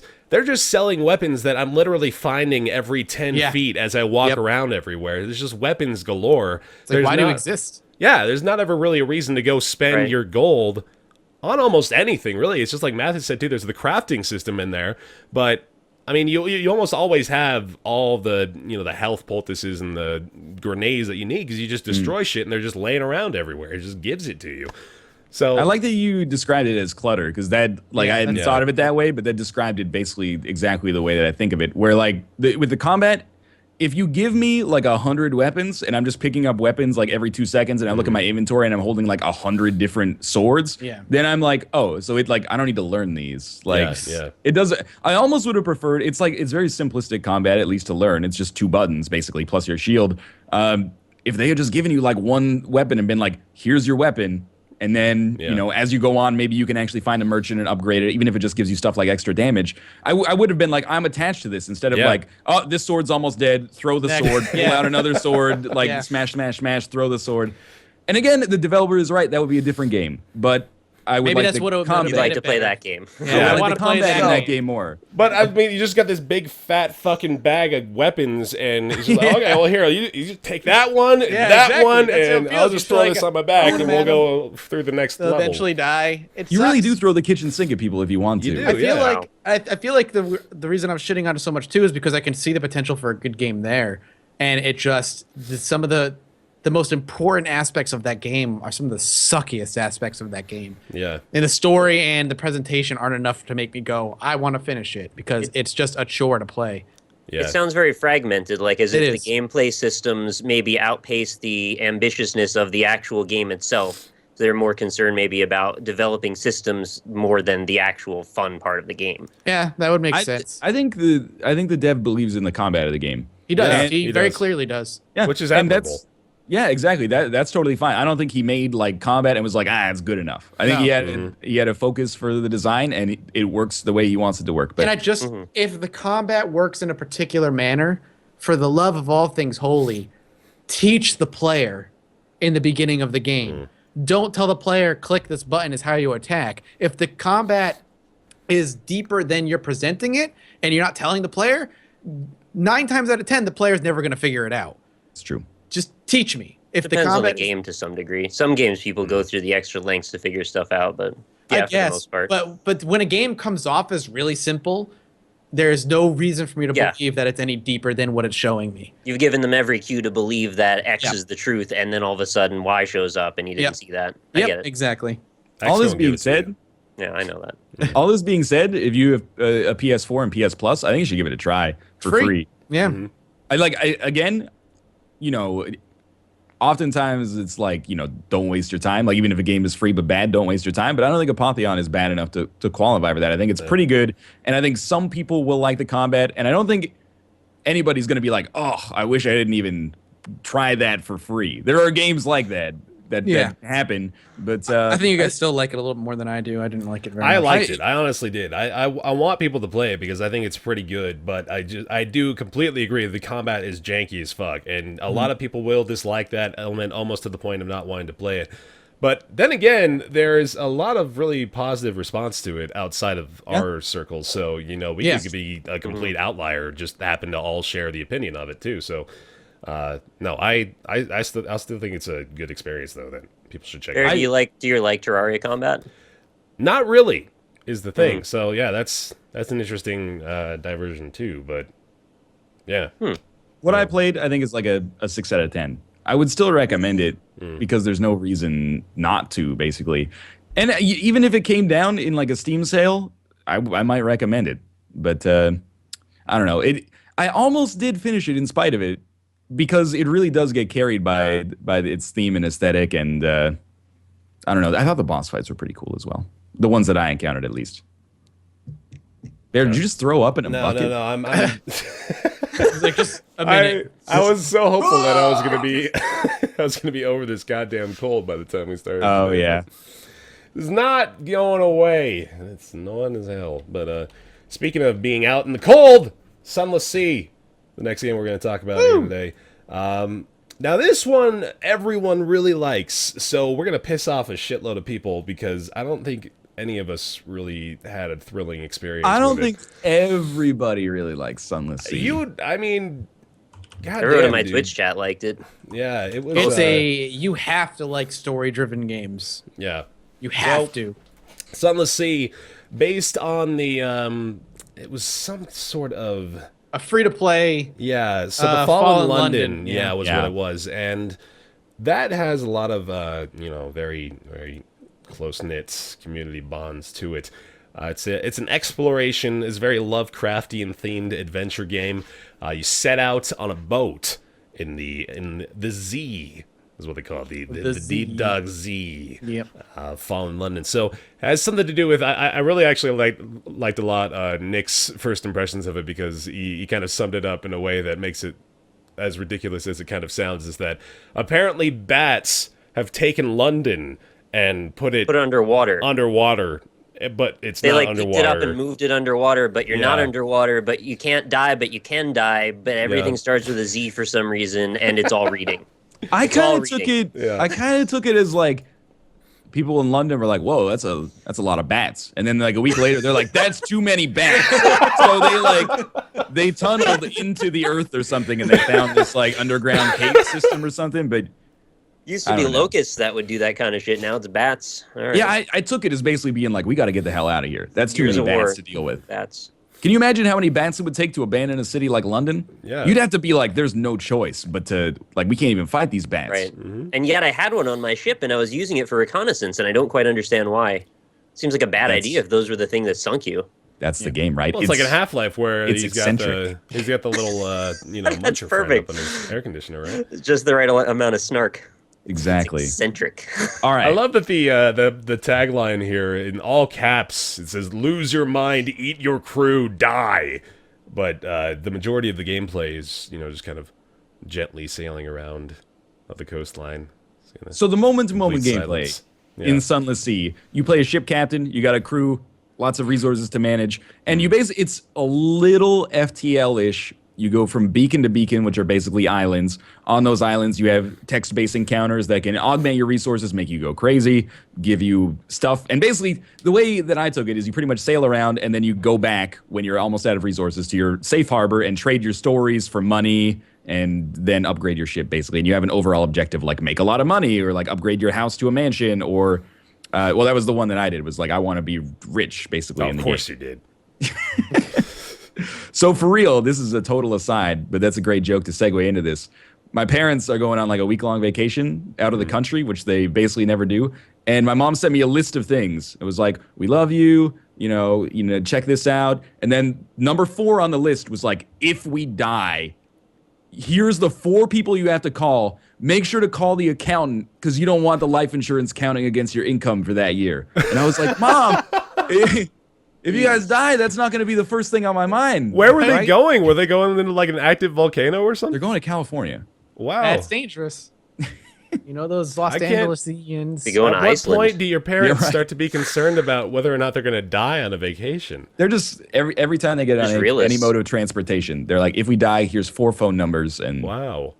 It's not like they're part of like a cabal or something. They're like, here's the lawyer, here's the accountant, It's not like here's the Grand Vizier, make sure that the tombs are kept in good array. Anyway. But I got none of that sense of urgency about Sunless Sea. There was no list of numbers. I was just kind of like, okay, this is a lot of text, and now I'm sailing, and here's some more text, and now I'm out of supplies, and now I've abandoned my ship, and I'm dead. I want to ask 2 questions about Sunless Sea to see you. I think this will determine where we fall on the Sunless Sea axis. 1, is Sunless Sea boring? Baer. Yeah. Mathas? I would say no. Sorry. No, I don't think it's boring. I think it has boring moments, but... Nick? I'm going to say yes, but I think that it's fine for people that are interested in it. Don't give him the caveat, man. He's trying to ask you that hard-hitting question. Yeah. Question 2 is, does that matter? Oh, okay. Does it matter if it's boring? Doesn't matter if it's boring. Well, wouldn't you say yes? Because if it's not, if it's boring, you're matters not to going to play it. Yeah. A lot of the time that I spent with Sunless Sea, I was like, I'm bored, but I'm kind of okay with it. Like I was like on a ship, and I'm like, my next island's pretty far away. Well, I guess that there's a different kind. There's a different kind of boring then, because I mean, Escapist is boring. Yeah. For the most part. Is Escapist fun? No. All right, that's what I'm saying. Like, I gotta take a step backward. I don't mind being bored. I'll play Bejeweled for 20 hours and I don't really care. It's that it had fantastic atmosphere and the ambience was really lovely. But the thing is, it was so mired in telling and not showing that I didn't get a lot of opportunities to really feel like I was immersed in what was going on. It was my own imagination creating mostly the whole game. So I was bored, but I think it was my fault. That's how I want to save myself from the attack. Because, you're like a victim. No, so I played this in early access as well, and I had kind of a similar vibe from it back then. But I am completely okay with the fact that I saw and I read a lot of the narrative presented to me. I read like the majority of what was on screen all the time. And I kind of try to commit myself to a character and try to, enter a sort of role play atmosphere, because that's almost what this necessitates. You kind of have to get into that mindset if you want to have a good time with Sunless Sea. And I couldn't really do that, so I ended up just, kind of relying on the game and the gameplay itself to suck me back in, and it doesn't do that. And it's not supposed to. And I kind of recognize that, because that's what it's built on. You have to really like the source material for the game to be really interesting. If you're like, Lovecraftian stuff's pretty cool, I could do without it, Sunless Sea is not going to be for you. But if you love Lovecraftian type stuff, I really think you're going to like Sunless Sea. But it has a super high learning curve is the other thing. Like, you're not going to get what's going on for a while. After the hour I played, I had almost no idea still what I was meant to do other than click on a bunch of boxes. I feel that way about Darkest Dungeon. Oh. No. Darkest Dungeon's mechanics are a lot less. I figured that out in like 20 minutes. Because Sunless Sea, it is confusing, because you have fuel and you have food, supplies.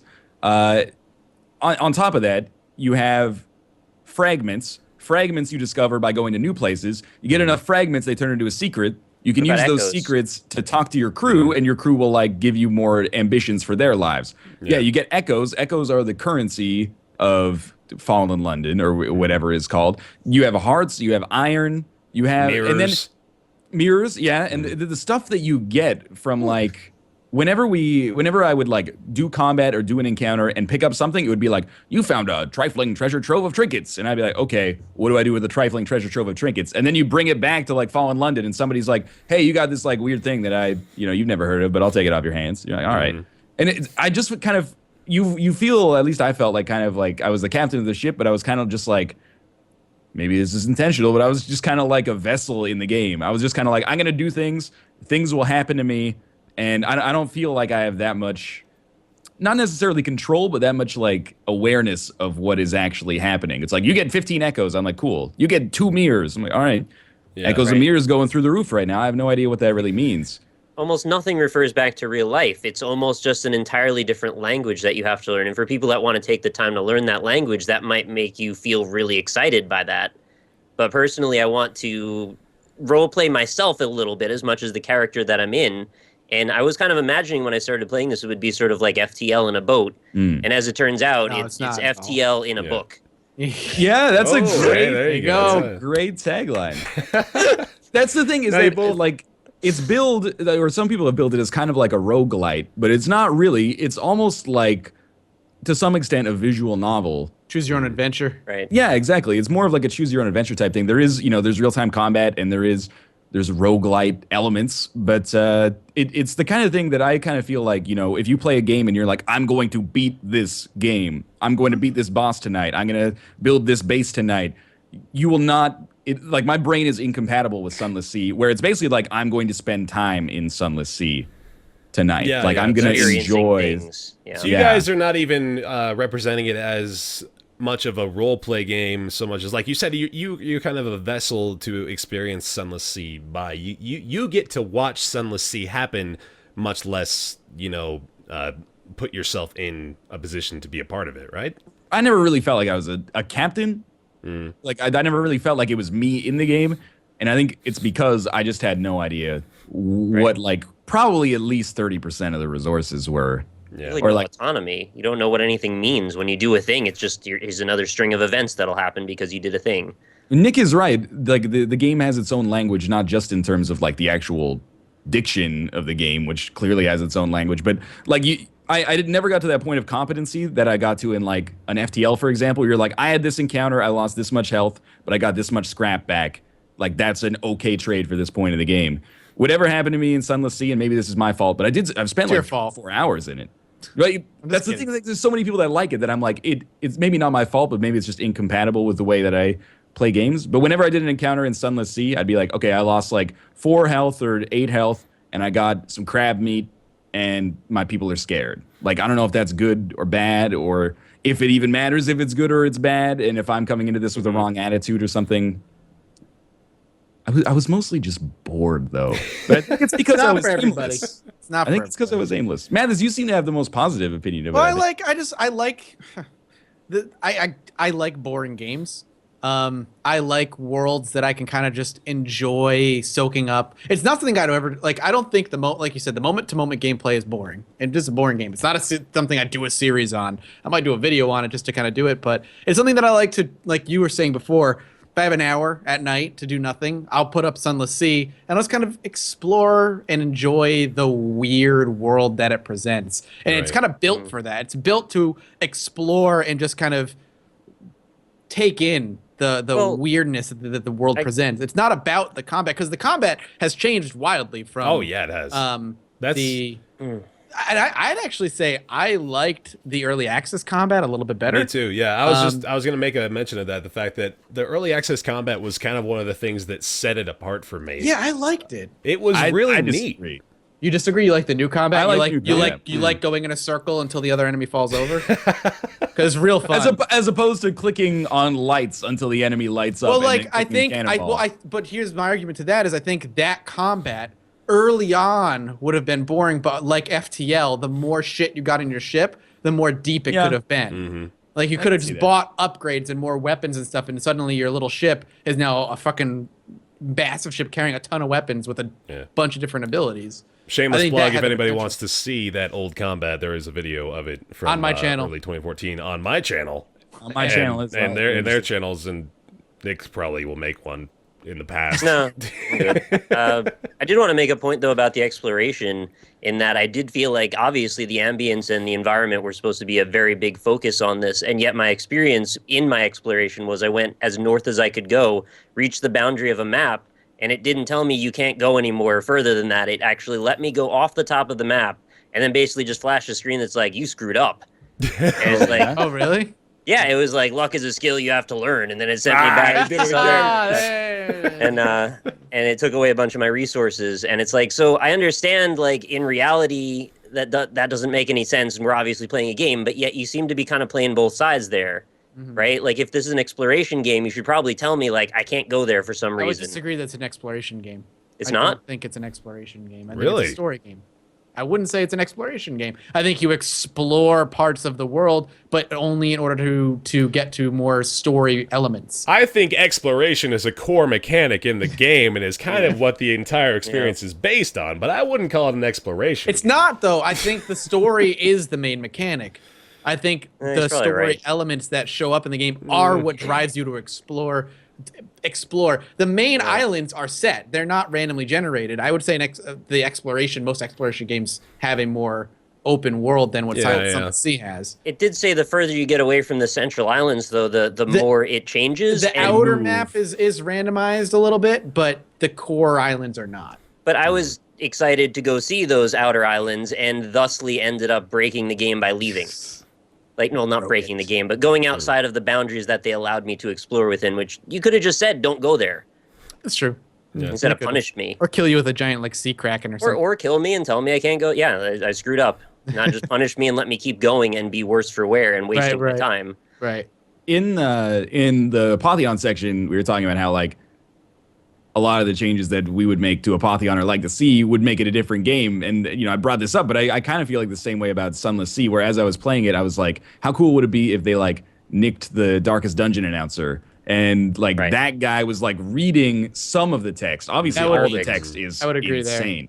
Like, I'm not text phobic, but I found myself, like, I would get out of the story, basically, because I would be, like, I'd get like a page of text and I'd read it and I'd internalize it, and then I would sail for like 3 minutes and I get to an island, and then it's kind of like that sailing is like a non sequitur to another encounter. So I never really felt like I was part of a story, more like I was just like an aggregate of tales, like a list of things that had happened to me, rather than like an actual like a focused like linear story. And by the end, I'll admit, I was like just reading the bottom paragraph of the text. That's on me, right? Because you gotta, if you want to get the most out of the game, you gotta read it all. But at the same time, I was like, at that point, I decided like this isn't for me. And if you get to UI doesn't do you any favors either. Sorry, Merritt, I didn't mean to interrupt. But I mean, sorry. God damn it! It's all you. No, the UI. No. It's like if you get to that point, then you're kind of hoping So you skip the text because you're just like, oh, I just want to get back into the gameplay. But that's kind of the core elements that you're skipping out on is, continuing to allow yourself to sink into the world because it's presenting the interesting elements of the game via blocks of text. So, for example, think of a game where you'd go to like a tavern and you'd run across some, little scallywag that you have an interaction with, and you would actually do that. That would be your interaction, your part of the game. But in this, that's just a paragraph. That's just what happens that you read about, and you're like, oh, that's cool, that happened. I saw that happen just now, and now I get to make a decision based off of that. So it's like a choose-your-own-adventure book in that sense. But if you ever get to the point where you're just skipping by the paragraphs of text hoping to get to the next part of the game, then unfortunately you end up you're just missing the entire game by doing so. Yep. I think in the end, I think Mathas is right that this is a game that is for maybe a small section of the population is awesome. People that they have that kind of patience and they're into those kind of games to begin with, and they like the theme and the atmosphere and the setting and the writing, all of which are admittedly well done.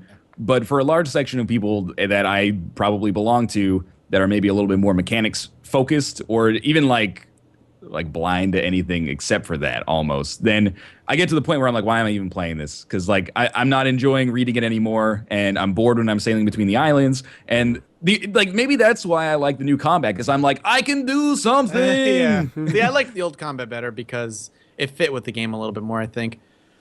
I just feel like the new combat, you just go in a circle. Sail in a circle behind him until you kill him.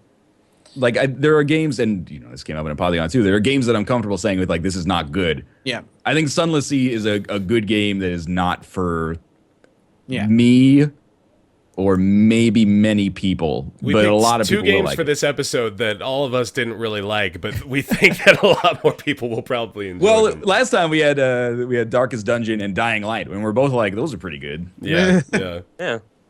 I think they got to make sure it's very clear in their marketing what exactly the game is, because those taglines that you mentioned about eat your crew and all that, that implies a very visceral sense of gameplay that isn't present in that game. Yeah. Sure, those events could happen, but you get a different sense from how they're being confrontational and bold in that writing, and yet there's so much subtlety and nuance in what's actually happening in the game. So it's going to grab people by accident, and I think myself included, who just got a completely wrong perception of what it is that this game was meant to be. Yeah. Hey, here's a positive review of the game from September 22nd, 2014. 2D top-down exploration adventure set in a Lovecraftian-esque London. Tons of interesting dialogue and encounters. Mysteries await in the Deep Z. That's from youtube.com/BaerTaffy on Steam. Wow. Wow is right. Oh, man. You're part of the problem there with that marketing hype. I would have bought it based on that. Don't hold me accountable for shit I said last year, man. That's not what this podcast I was a different man back then. I grew up. So, all right, then. God. Hang on. I'm Googling real quick for shit that Ryan said about Apotheon when it was, in the beta build back in 2012. I don't think I played it, actually.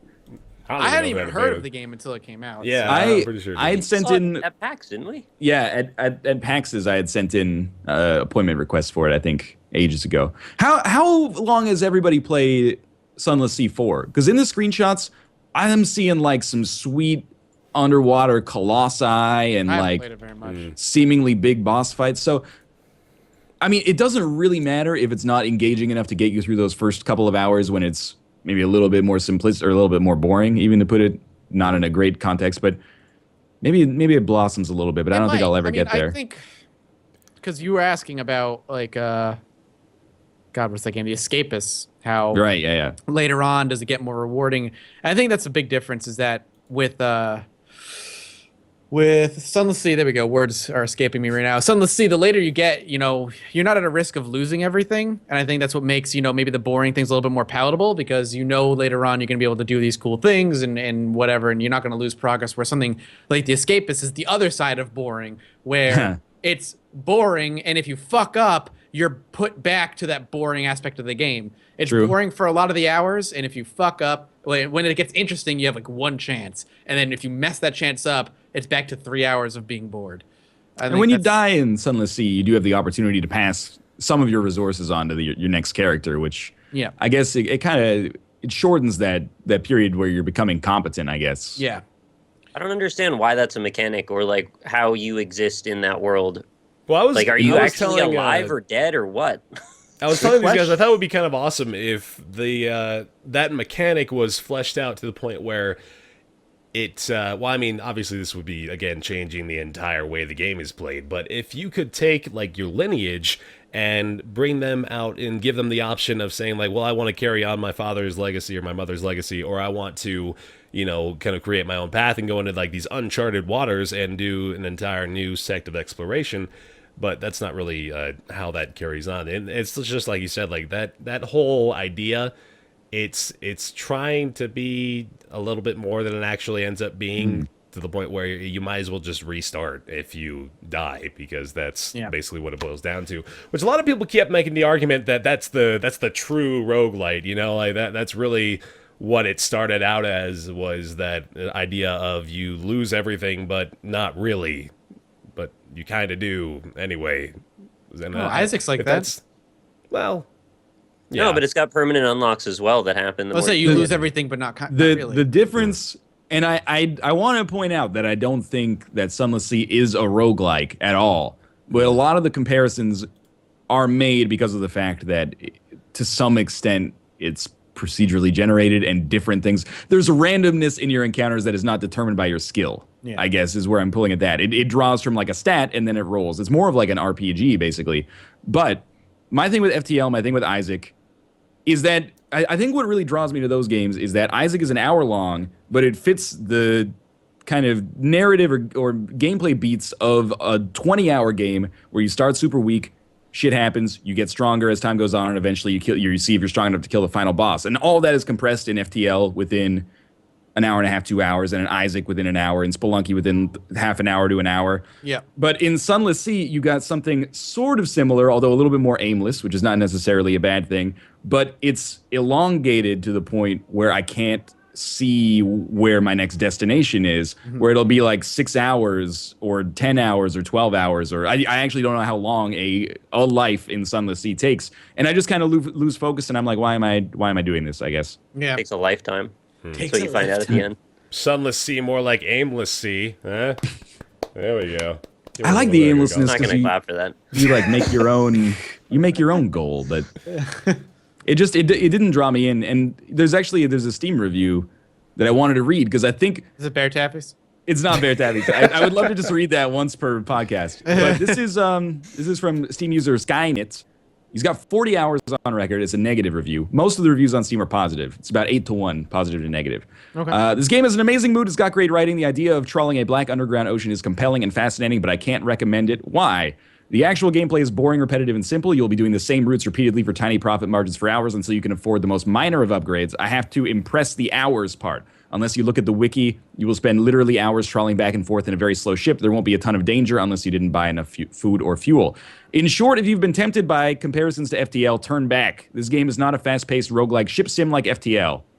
And then he references another game called Ambrosia's Escape Velocity, which I've never heard of. But yeah, anyway, I love that game actually. I mean, that's fitting. If you heard all that, I still like it, but it's not over yet. Oh, okay. If you heard all that and you still want in, welcome to the club. It's moody and interesting. I just feel like players entering the game are being done a disservice by comparisons to other roguelikes, especially FTL, when it is nothing of the sort. Thank you, Skynet. That sums it up for me, basically. Yeah. Well, let's just read other people's Steam reviews for this section of the show, I guess, right? That's going to be better. Oh, we did an Amazon review earlier with that Sonic outfit, right? So. I guess so. I think if you are the kind of person that is going to be bothered by the fact that, unless you look at the wiki, you're going to be spending hours just maybe not accomplishing as much as you possibly could, and I consider myself on the borderline of one of those people, then you're going to have a harder time enjoying Sunless Sea. Well, also, failure sucks. It's definitely not. For the. I don't think a majority of the people are going to like that kind of game. But if you're willing to sit down for a couple hours every night and kind of invest time into it, I think there's a lot to like there. I think the people that would probably enjoy this know it at this point. Like they're well aware of what they're getting into, so we've cleared the waters. Yeah. And it's a cool game. It's new. It's its own unique thing, which I respect, even if I don't necessarily enjoy playing it. It's a really cool game coming out tomorrow. It's so cool. It's Frozen. Cortex. Frozen Cortex. Don't facepalm that. Don't facepalm that. I took a stab at the segue. Yeah, so cool, it's frozen.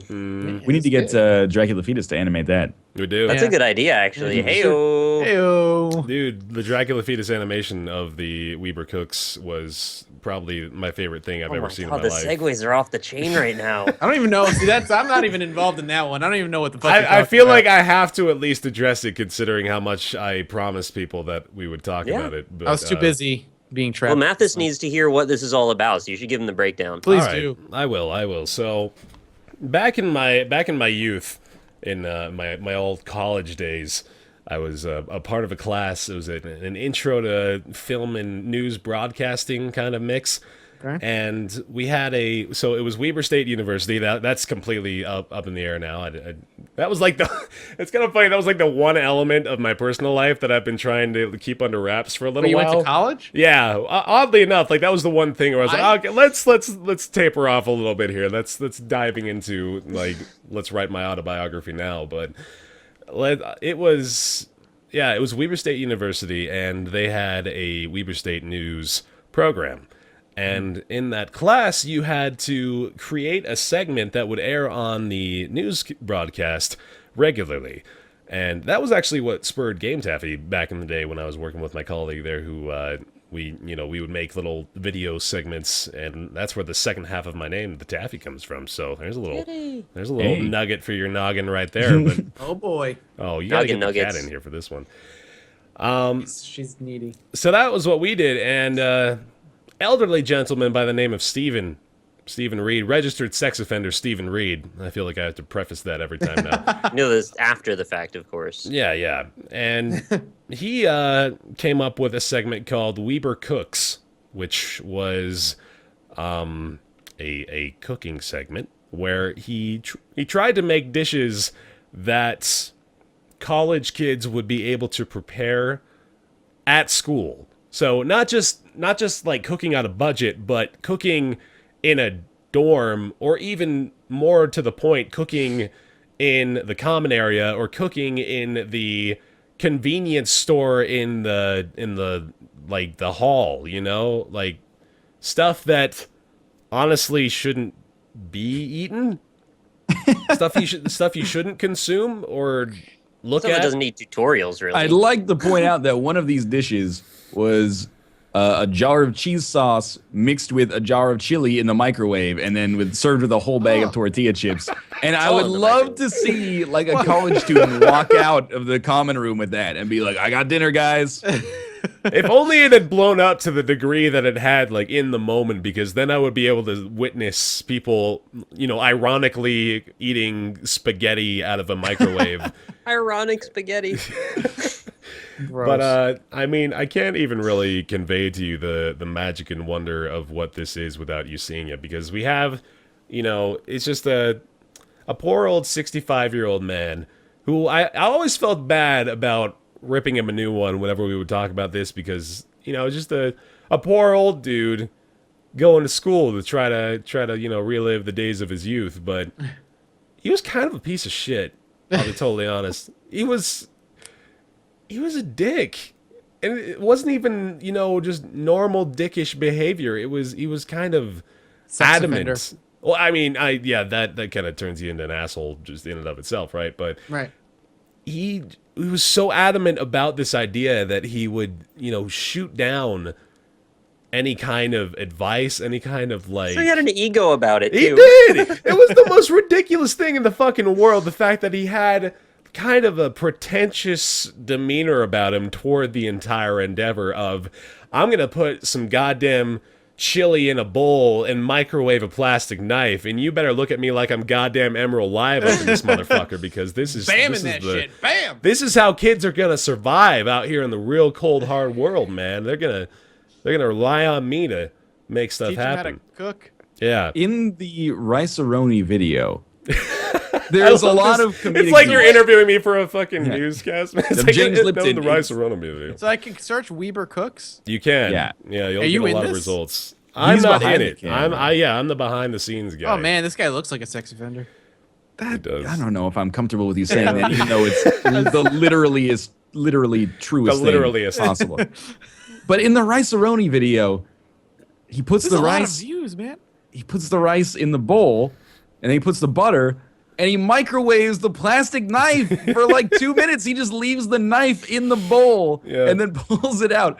And then at the end, he's like, "You add the water," and then I was gonna say, why is he talking like this? well, he adds the water, and then he says, "You microwave that shit for 12 minutes." Yeah. No, he doesn't say He microwave leaves- that shit, but he does say No, he microwave says, for 12 minutes. "Pop that in the microwave for 12 minutes." The more I've watched these videos since talking to you, the more there's a narrative thread that can be tied between them. The microwave is an important player. The door doesn't latch properly a lot. That he keeps coming back to like hit him, and then he has to like push it, but he doesn't want to let people know that it doesn't work. So he's kind of like sneakily pushing it. But then he closes the door, and then he just opens it again anyway, because you're always using the microwave for steps 1, 2, and 3. Yeah. Today great. we're making rice. God. He's a very charismatic individual. You're right. He looks like he's dying. It's possible. We Maybe easily he ate all that chili. I like this comment. I feel sorry for BaerTaffy who had to film this. He experienced it live. He could have stopped it. Wouldn't the worst thing though to have been if he blew up and you were always living in his shadow from this point on? You Yeah, are he got now. on I am. Yeah, you say that like it's it's a hypothetical, man. Oh. I'm the fucking underdog to this. Why whole is this on charade the now. the channel name is Koala in my salsa? Well, that was That's the another 5th dish we preparation. made. That was one of the ones that didn't actually make it to YouTube. Was the Oh, man. koala and the salsa dish? But Chili cheese and nacho dip dinner, baby. so no, Oh man, I mean, that's the greatest opening. Hello, wild cats. God. Become a wildcat today. there you have it. There There you was have the it, film. Wildcats. There I you was have the- it. I was the director, producer, and videographer, depending on the day. But So sorry. well, that was the Executive. thing too. As part of the class, you had to do those things in order to get full credit for the class, for the course. And I happened to make myself available for the days which the Weaver Cook segments were being filmed. Thank God. Yeah, and This wouldn't have been possible without you. the greatest parts of them were probably the waiting. So Of course. when he puts the spaghetti in the microwave for 20 minutes, if you can only imagine 20 minutes in a room with Stephen Reed, I mean, that right there, those are some golden Oh, that's life another moments, TV but- show. 20 minutes in a room with Stephen Reed. On the 20 minutes with WWE 20 network. minutes with Reed. Yeah. Oh man, just you guys. Him, he didn't sit down. I'm sure he stood behind the counter, reveling in the moment. Well, the ever-increasing smell of microwave spaghetti filled the Oh, studio. He's like, this is gonna make me famous. And I know a lot of people are going to want to know if we ever ate anything. Fuck no, we didn't eat any of that shit, man. Like, that was... Did he offer it to you though? He never ate anything he made. What did he do? Throw it away? Never in after? the studio. Yeah, it went straight in the trash, man. I'm not even making that up. He never even, so much Creamed- as... He never even so much as looked desirably at the dish, much Creamed less corn and potatoes. put that I'm shit excited. in his mouth. In the spaghetti one, he just strains the spaghetti like straight either onto the floor or into the trash can. Neither one is the right place for boiling water. Yeah. You don't put that in like a vinyl trash bag, it's gonna melt it. And on the floor, you're just a goddamn animal, aren't you? Well, I mean, You know how you I say feel that about like it melting. reached any kind of warm temperature whenever we were doing yeah. the Wait, was that cooking you process. talking in the background? Maybe. I doubt it. We were. No, it was Wait, probably he that's, looks like you. I'm watching the. He's making creamed corn and potatoes, and he says something, and he looks off. Oh, look, there's the green screen. Good camera shot. There. See the green screen on this camera angle. Hey, Oh, man. you adjusted it. Good job. Good job. I'm not gonna take any goddamn rap for this shit. the cream That was corn and all high potatoes. quality. Oh, I- that was some janky editing right there. If I had to choose which one I had to eat, Oh, there's a good question. That looks so gross. I'd probably eat the rice-a-roni. Yeah, well, yeah. Oh, no, not without the plastic having been microwaved to begin with. Okay. That's an important element of the dish, man. That's That the is. chef's Okay. touch right there. I'll be straight with you. I'd probably eat the chili cheese nachos. Yeah. The creamed corn and How potatoes bad look could that so disgusting. He The thing- mashes the potato, like the whole potato, with like a plastic fork. Yeah. And he pours a can of creamed corn on top of it, and he puts it in the microwave.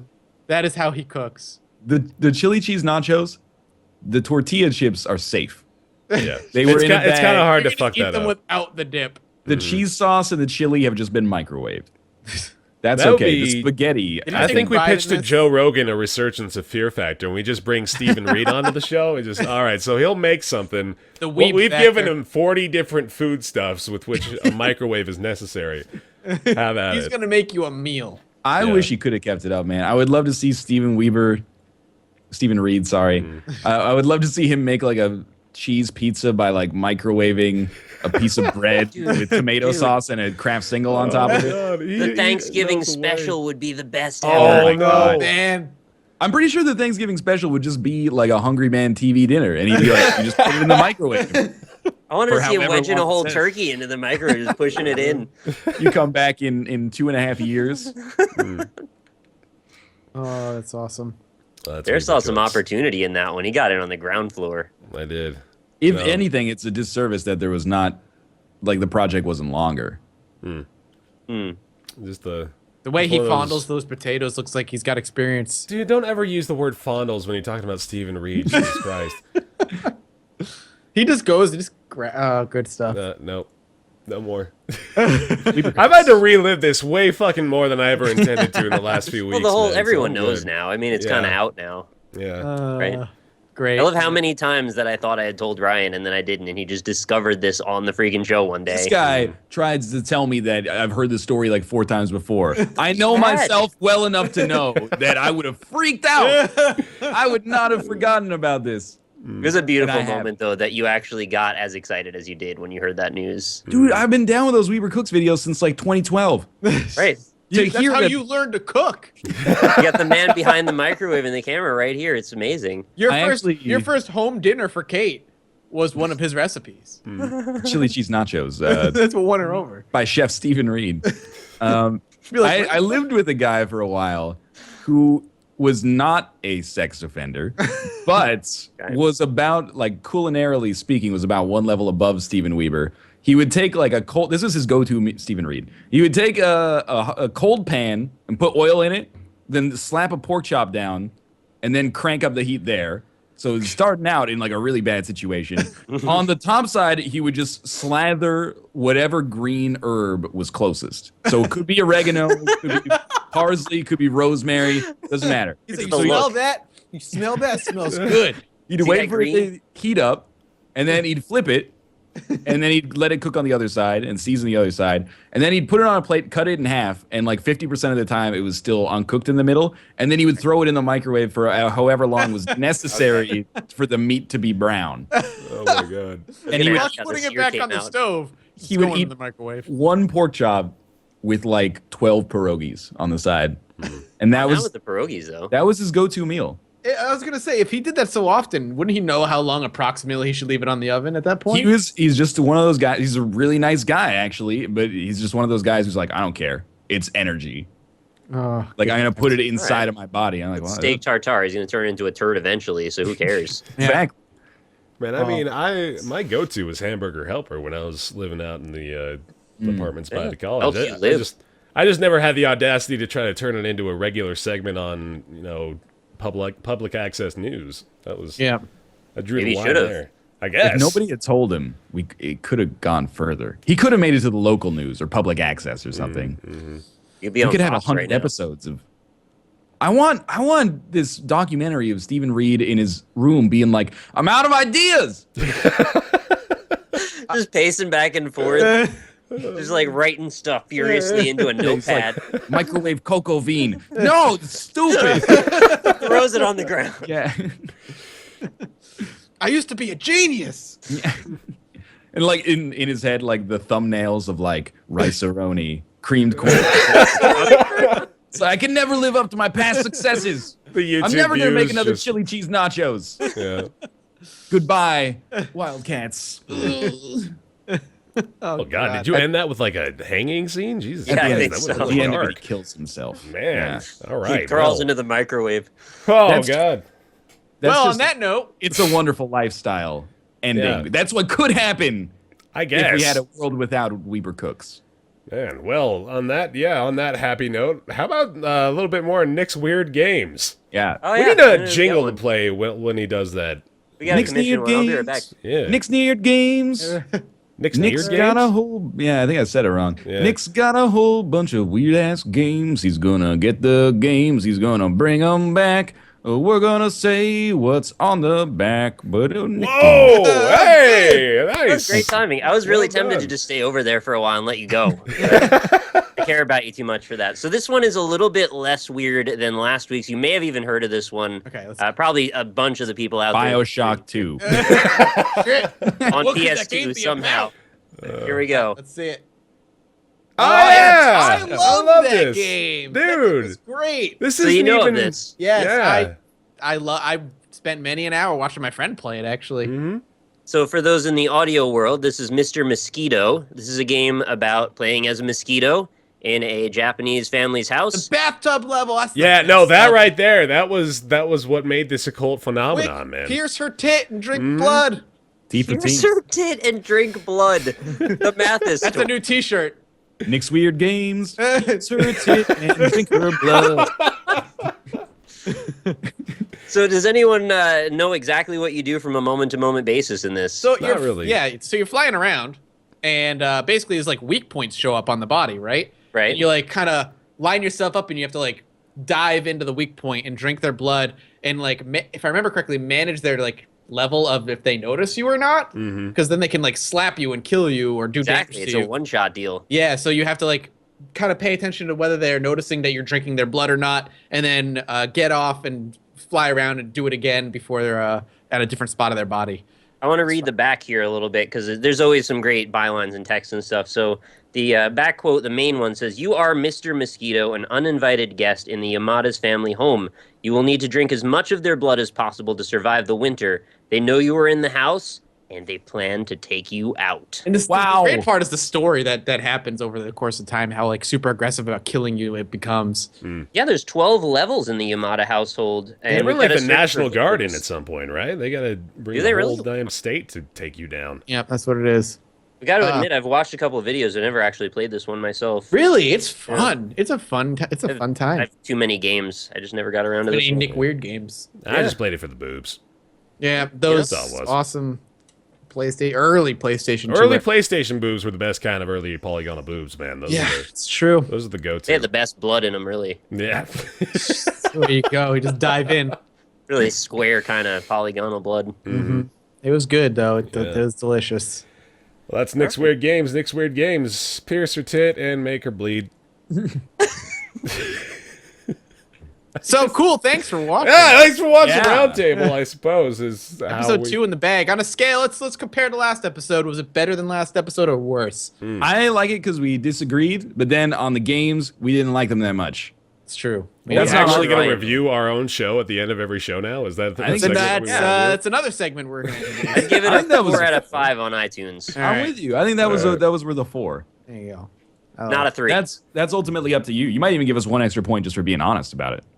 That sounds like a 5 now, actually. You're breaking into the meta. You're breaking into the whole meta that I had to set up, and now people know the secret. Fuck! By Oprah?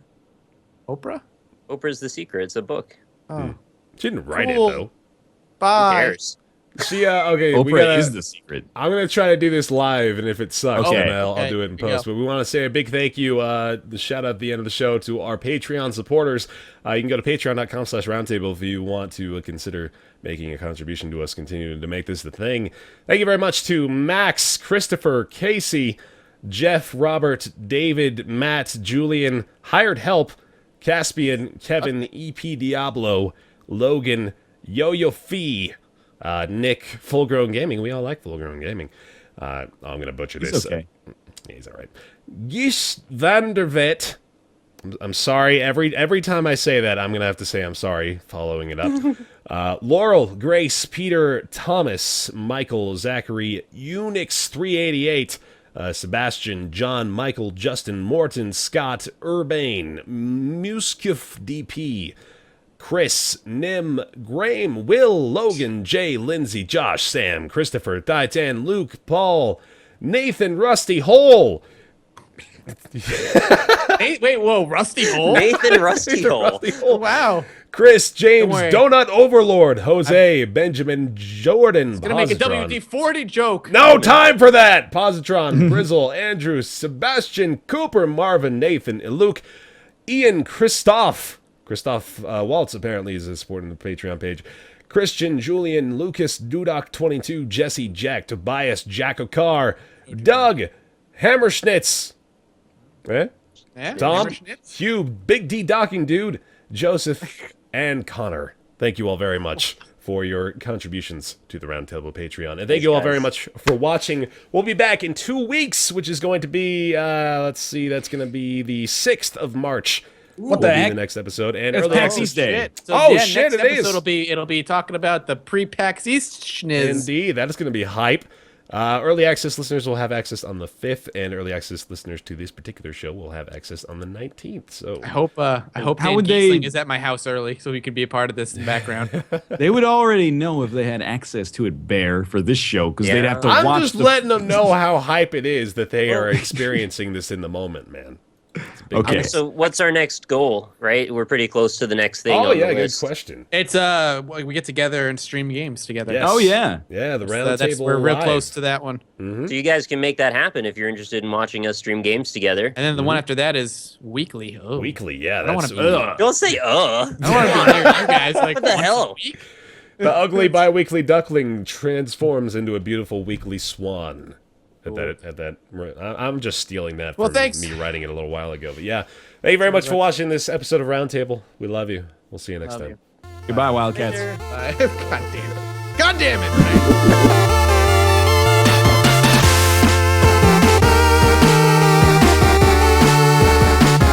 This podcast is entirely supported by you, the listener. To consider supporting us as well as seeing the ways in which you can become a part of the show, visit patreon.com/roundtable.